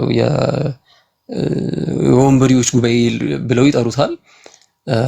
እነዚህኞቹ ደግሞ የካውንስል ኦፍ ካልሲደንን የውሾች ጉባኤ ብለው በመካከላቸው ያሉትን እንትኖች ትመለከታላችሁ። እንደዚህ አይነት አጠራሮች አሉ እና በ449 የኤፌሶኑ ጉባኤ ሁለተኛው የኤፌሶን ጉባኤ ተካሄደ። ያው ከንትኑ ማነው የአውጣኬ ከውግዘቱ ተነሳ እና የአሌክሳንድሪያውን ወይም ደግሞ ሲሪል ኦፍ አሌክሳንድሪያ ሚያፊሲስ ቱ ቴዎሎጎሜኔ ሳርኮሜኔ የሚለውን ነገር ሲያጸድቁት እንመለከታለን። በኋላ ከልሲዶን ደግሞ መልሶ ጉባኤ ተካሂዶ በ451 ላይ ጉባኤ ተሰብስቦ ማለት ነው እንደገና ይሄንን ስራቸውን በተለይ ዲዮስቆሮስን አወገዙ። እነሱ ደግሞ ያንን ስለፈታ ብሎ ማለት ነው። ከንትኑ ከውግዘቱ ስለፈቱ እና የተሰራውን በዛ ጉባኤ ራሱ ትክክለኛ አይደለም ብለው ስላመኑ፣ ምክንያቱም ቶም ኦፍ የሊዮን ቶም አልተቀበሉትም ነበረ። ስለዚህ ያንን ደግሞ ለመፍታት ሲባል ካውንስል ኦፍ ካልሲደን ሲካሄድ ትመለከታላችሁ። ካልሲደን ላይ አንድ ባህሪ ማነው ሁለት ባህሪ ዳይፌሳይት የሚለውን ነገር አንድ ሃይፖስታሲስ አለ የሚለውን ነገር እንመለከታለን። ለማንኛውም ወደ ጥያቄ ብንሄድ ይሻላል። በጣም እያሰፋው ነው ከመጣን በጣም እንትን ስለሚል እኔ ጨርሻለሁ። እነ ዴቭ የሚጨምሩበትም ነገር ስለሚኖር ኢቫ ዴቭ አኪም የተወሰነ ነገር ጨምሩበትና ወደ ጥያቄና መልስ እንሄድ። ያ ቴንክ ዩ ጆ። እንትኑን ከስር እየጠየቁኝ ስለሆነ ቅድም የዘረዘርኳቸው አባቶችን ያንን መረጃ ልስጣቸው ዘግይተው ለገቡም የኬልሴዶንን ክርስቶሎጂ ክላሪቲ የሰጡ አባቶች ዲፌንድ ያደረጉ ስም ዝርዝራቸውን ቅድም ተናግር ያለው መረጃ ልስጥ። እነዚህን ሁሉ አባቶች ደግሞ ስራቸውን በአንድ መጽሐፍ የምታገኙበትንም እነግራችኋለሁ። የመጀመሪያው ሊዮንቴስ ባይዛንቲየም ነው። ሊዮንቴስ ባይዛንቲየም ከ490 እስከ 544 ድረስ የኖረ ቴዎሎጂያን ነው። ምን አይነት ስራ አለው? አጌንስት ደ ኒስቶሪያንስ ኤንድ ዩቲሽያንስ የተባለ ጽሁፍ አለው፣ ስራ አለው። አጌንስት ደ ኒስቶሪያንስ ኤንድ ዩቲሽያንስ የተባለ ስራ አለው። እዛ ላይ ኢንሃይፖሳሲስ እና አንሃይፖሳሲስን በደንብ ዲፋይን አድርጎታል። የአርስቶትልን ፍልስፍና በደንብ ነው አዳፕት ያደረገው ማለት ነው። የኬልሴዶንን ክርስቶሎጂ በደንብ ክላሪቲ ሰጥቶታል። ሁለተኛው አባት ደግሞ ሊዮንቴስ ኦፍ ጀሩሳሌም ነው። 6 ሴንቸሪ ላይ የነበረ ቴዎሎጂያን ነው። እሱም ደግሞ አጌንስት ደ ኒስቶሪያንስ ኤንድ አጌንስት ደ ሞኖፊዛይትስ የተባለ ስራ አለው። አጌንስት ደ ኒስቶሪያንስ ኤንድ አጌንስት ደ ሞኖፊዛይትስ የሚባል ስራ አለው። እሱም እንደዚሁ ኢንሃይፖሳሲስ እና አንሃይፖሳሲስን በደንብ ዲፋይን አድርጎታል። የኬልሴዶንን ክርስቶሎጂ በደንብ ክላሪቲ ሰጥቶታል ማለት ነው። ሌላው ሶስተኛው አባት ጆን ኦፍ ሲዛሪያ ነው። የቂሳሪያው ጆን ነው። እሱም የ6 ሴንቸሪ ፕሪስት እና ቴዎሎጂያን ነው። እሱ ደግሞ ምን አይነት ስራ አለው? አፖሎጂ ፎር ኮንሲል ኦፍ ኬልሰዶን የሚባል ስራ አለው።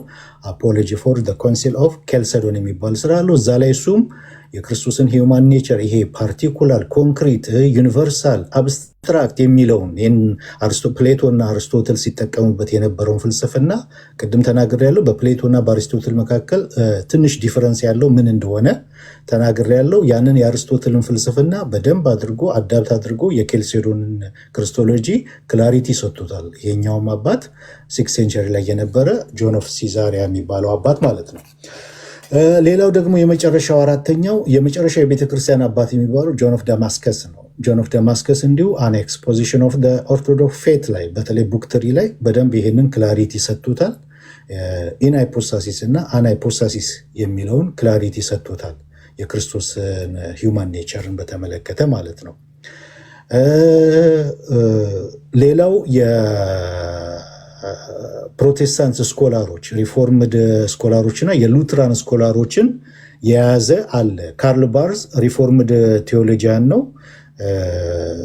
ቸርች ዶግማቲክስ ቮሊዩም 4 አለ። ፓርት 1 ላይ ቸርች ዶግማቲክስ የሚል ጽሁፍ አለው። ቮሊዩም 4 ፓርት 1 ላይ እነዚህን አሁን ይህን ሁሉ ስራ በአንድ መጽሐፍ የምታገኙበት ማለት የእነዚህን ሁሉ አባቶች ስራ እንዲሁም የሉትራን ስኮላር የነበረው ሄንሪች ሽንድም ቅድም እንዳልኩት በ1875 ጽፏል። ይሄንን ኢንሃይፖስታሲስ እና አንሃይፖስታሲስ የሚለውን የሉትራን ቴዎሎጂያን ነው። ይሄ ስኮላር ነው። ዶክትሪናል ቴዎሎጂ ኦፍ ኢቫንጀሊካል ሉትራን ቸርች የሚል ጽሁፍ አለው። የሱንም የሌሎች የሪፎርምድ ቴዎሎጂያን ከሱ በፊት ከካርል ባርዝ በፊት የነበሩ ሪፎርምድ ቴዎሎጂያን እና የሉትራን ቴዎሎጂያን እንዲሁም እነዚህ አራቱ አባቶች ፓትሪስቲክ ኤቪደንስ ኢንሃይፖስታሲስ እና አንሃይፖስታሲስን የያዘ ጽሁፍ በአንድ መጽሐፍ ልታገኙ ይችላላችሁ፣ በካርል ባርዝ ጽሁፍ ማለት ነው። ቸርች ዶግማቲክስ የተባለው ቮሊዩም 4 ፓርት 1 ላይ እነዚህን ሁሉ መረጃዎች፣ ጽሁፎቹን፣ የመጽሐፋቸውን እነሱ የጻፉትን የጠቀሱትን በኢንሃይፖስታሲስ እና አንሃይፖስታሲስ ላይ የጠቀሱትን በሙሉ በዚህ በአንዱ መጽሐፍ ልታገኙ ይችላለን። ቸርች ዶግማቲክስ ቮሊዩም 4 ፓርት 1 ላይ ማለት ነው። ጸጋ ይብዛላችሁ።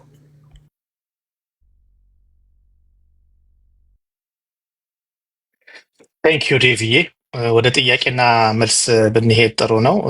ኢቫ እዛ ላይ ትሳተፋለህ።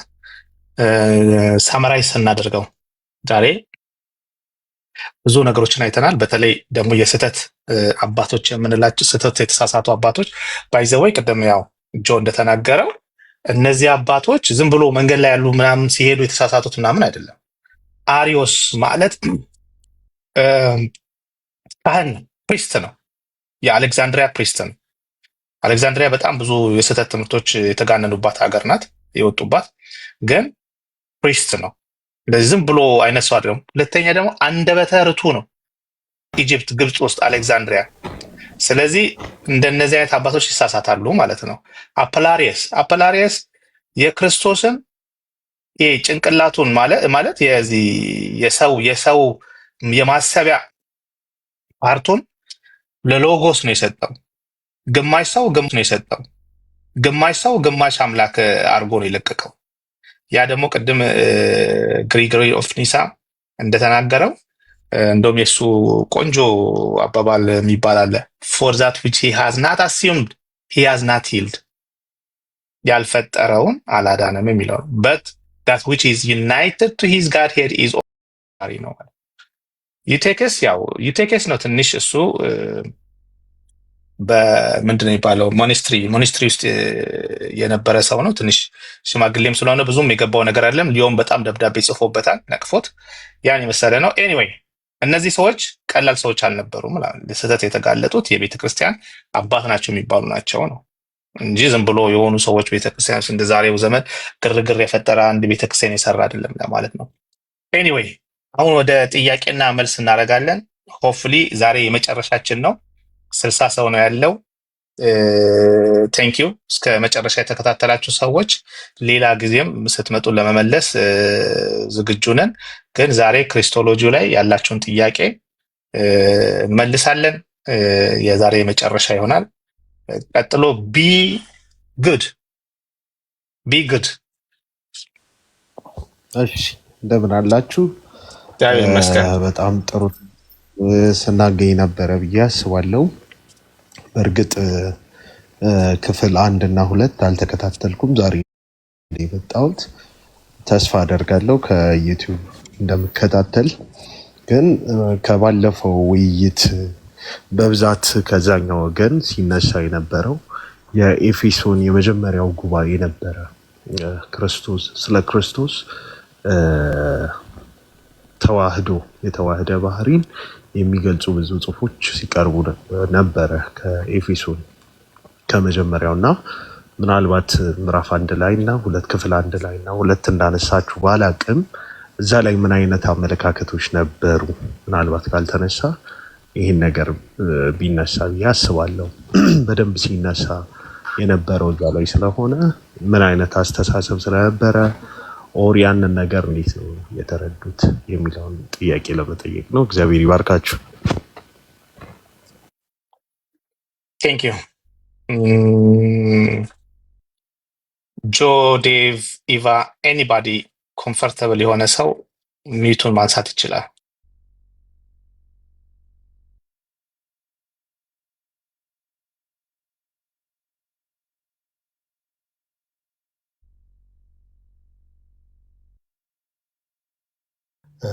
በጣም የሚገርመው እኔ መልቲታስክ አልችልም በአንድ ጊዜ እዛ ጋር ጽሁፍ ከመለስኩኝ እዚህ ጋር የሚወራውን አልሰማም እና ምን እንደተጠየቀም አልሰማም።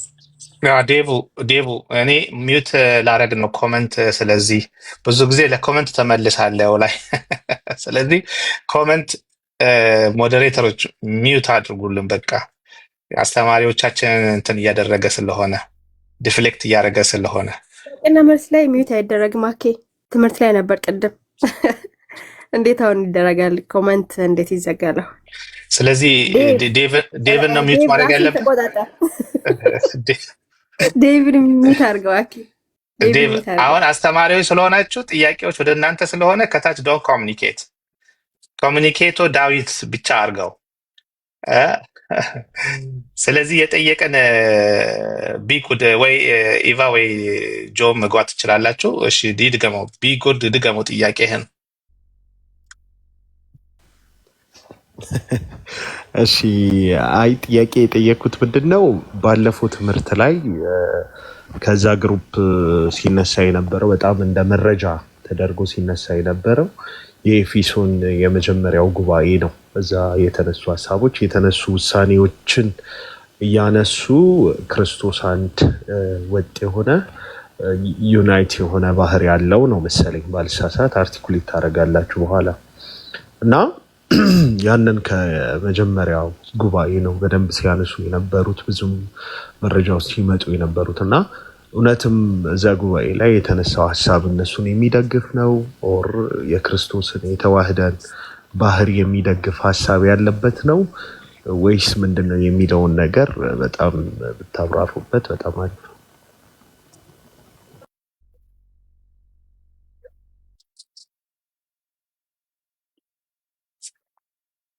ስለዚህ ከሰማችሁ ጆ ክፈት፣ ዴቭ ክፈት፣ ኢቫ ክፈት እና እንትን ማድረግ ትችላላችሁ።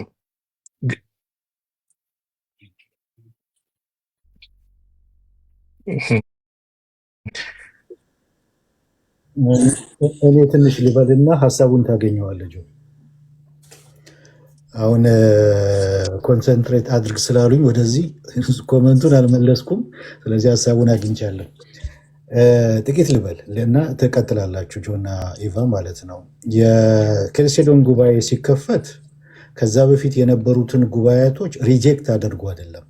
ከዛ በፊት የተወሰኑትን ጉባኤዎች በሙሉ አክሴፕት አድርጎ ተቀብሎ ነው፣ ኤፌሶንንም ጭምር ማለት ነው። ከዛ ውስጥ ከተነበቡት ደብዳቤዎች በኬልሴዶን ጉባኤ ከተነበቡት ወይም ደግሞ ከተገለጹ ደብዳቤዎች መካከል 3 ደብዳቤዎች፣ 2ቱ ደብዳቤዎች የሲሪል ኦፍ አሌክሳንድሪያ፣ አንደኛው ለንስጥሮስ የሰጠው ምላሽ፣ ሁለተኛው ደግሞ ፎርሙላ ኦፍ ሪዩኒየን አለ በ433 ከጆን ኦፍ አንቲዮክ ጋር ያደረገው ማለት ነው። ከጆን ኦፍ አንቲዮክ ጋር ያደረጉት ስምምነት አለ። ጆን ኦፍ አንቲዮክ የአንጾኪያ ነው፣ ሲሪል ደግሞ አሌክሳንድሪያ ነው። በሁለቱ ትምህርት ቤቶች ወይም በሁለቱ መካከል የተደረገ ስምምነት አለ። የአንጾኪያው ፖዚሽን ቴዎቶኮስ የሚለውን እንዲቀበል ተደርጓል። ቴዎቶኮስን ተቀብሏል። እንደገና ደግሞ የአሌክሳንድሪያው ደግሞ ከሁለት ባህሪ የሚለውን እንዲቀበል ተደርጓል ማለት ነው። ኢንቱ ኔቸር ፍሮም ቱ ኔቸር የተለያየ ዴፊኔሽን ቢኖራቸውም ቱ ኔቸር የሚለውን እንዳውም ከዛ በኋላ ሲሪል በጣም ሲወቀስ ነበረ፣ ዳያፊዛይት ሆኗል እየተባለ ማለት ነው። እና ያ ሁለቱ ደብዳቤዎች ለኒስጥሮስ የጻፈው ሲሪል ለኒስጥሮስ የጻፈው ደብዳቤ አለ፣ ፎርሙላ ኦፍ ሪዩኒየን አለ በ433 ከጆን ኦፍ አንቲዮክ ጋር የተደረገው አለ። ኢቭን አናቴማው ራሱ እንዳለን የተቀበሉት በኬልሴዶን ጉባኤ 12ቱ አናቴማዎች የሲሪልና 12ቱ አናቴማዎች በኤፌሶን ጉባኤ የጸደቀውም ማለት ነው። ለንስጥሮስ ያደረገውን አናቴማ በኤፌሶን ጉባኤም ተቀባይነት ያገኘው በኬልሴዶን ጉባኤም ተቀባይነት ያገኘ ነው። ስለዚህ የኬልሴዶን ጉባኤው ሲከፈት ኤፌሶንን ሪጀክት አድርጎ አልከፈተም። ከዛ በፊት የተካሄዱትን ጉባኤቶች ሁሉ የአባቶችን አስተምሮ ተቀብሎ የአባታችንን የሲሪልን አስተምሮ እንቀበላለን ተብሎ የቀረበው ደብዳቤ የሲሪል ነው። ሁለቱ ደብዳቤ ለንስጥሮስ እንትን ያለውና ፎርሙላ ኦፍ ሪዩኒየን የተባለው በ433 ከጆን ኦፍ አንቲዮክ ጋር ያደረገውን ስምምነት ማለት ነው። እና ያንን ተቀብለው ነው የኬልሴዶን ጉባኤውን እንትን ያሉት ማለት ነው። በዛ ላይ ተመስርተው አባቶቻቸው ከዛ በፊት የወሰኑትን ውሳኔ ተመስርተው እንደገናም ደግሞ በሐዋርያት አስተምሮ ላይ ተመስርተው ነው ያን ሁሉ ቢሾፖች እጅግ በጣም ብዙ ቢሾፖች ናቸው በኬልሴዶን የተሰበሰቡት ያንን ውሳኔ የወሰኑትና ያጸደቁት ማለት ነው። ሃይፖስታቲክ ዩኒየን የሚለው ቃል በቃል እንትኑ የለም ቃሉ የለም። ነገር ግን ሃይፖስታሲስ የሚለው አለ፣ አንድ አካል የሚለው አለ፣ ቱ ኔቸር የሚለው አለ፣ ዊዛውት ኮንፊዥን ዊዛውት ሴፓሬሽን ዲቪዥን የሚለው ምናምን የሚለውን በሙሉ በጉባኤው ላይ ተገልጧል ማለት ነው። ስለዚህ የጥያቄው ሀሳብ ምንድን ነው? ከኬልሴዶን በፊት የነበረውን የኤፌሶንን ጉባኤ ሪጀክት ያደረገ ጉባኤ አይደለም። የኬልሴዶን ጉባኤ ከኬልሴዶን በፊት የነበሩትን ጉባኤ ሪጀክት የምናደርገው ጉባኤ በ449 የተደረገውን ጉባኤ ነው። በ449 የተደረገውን ጉባኤ አንቀበለውም። ሮበር ካውንስል ተብሎ እንዳውም ስያሜ የሚሰጠው ነው አይደለም። እኛ ኮፕቲኮች ራሱ እንደ ጉባኤ አይቆጥሩትም። እሱን አራተኛ ጉባኤ ብለው አይቆጥሩትም። 3 ጉባኤን የሚቀበሉት የኒቅያ፣ የቁስጥንጥንያና የኤፌሶን። እነሱም ራሳቸው አይቆጥሩትም፣ አራተኛ ጉባኤ ብለው አይቆጥሩትም። ያንን ነው ሪጀክት የምናደርገው።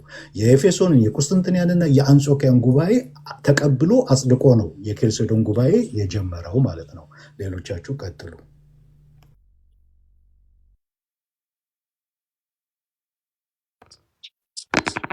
እሺ ልቀጥል መሰለኝ እና የተጠየቀው ጥያቄ ይመስለኛል ስለ ኤፌሶን ጉባኤ ነው። ያው የኤፌሶን ጉባኤ አሁን እንደተባለው ራይት ዶክትሪን ነው ማለት ሜን ላይን ላይ ያሉት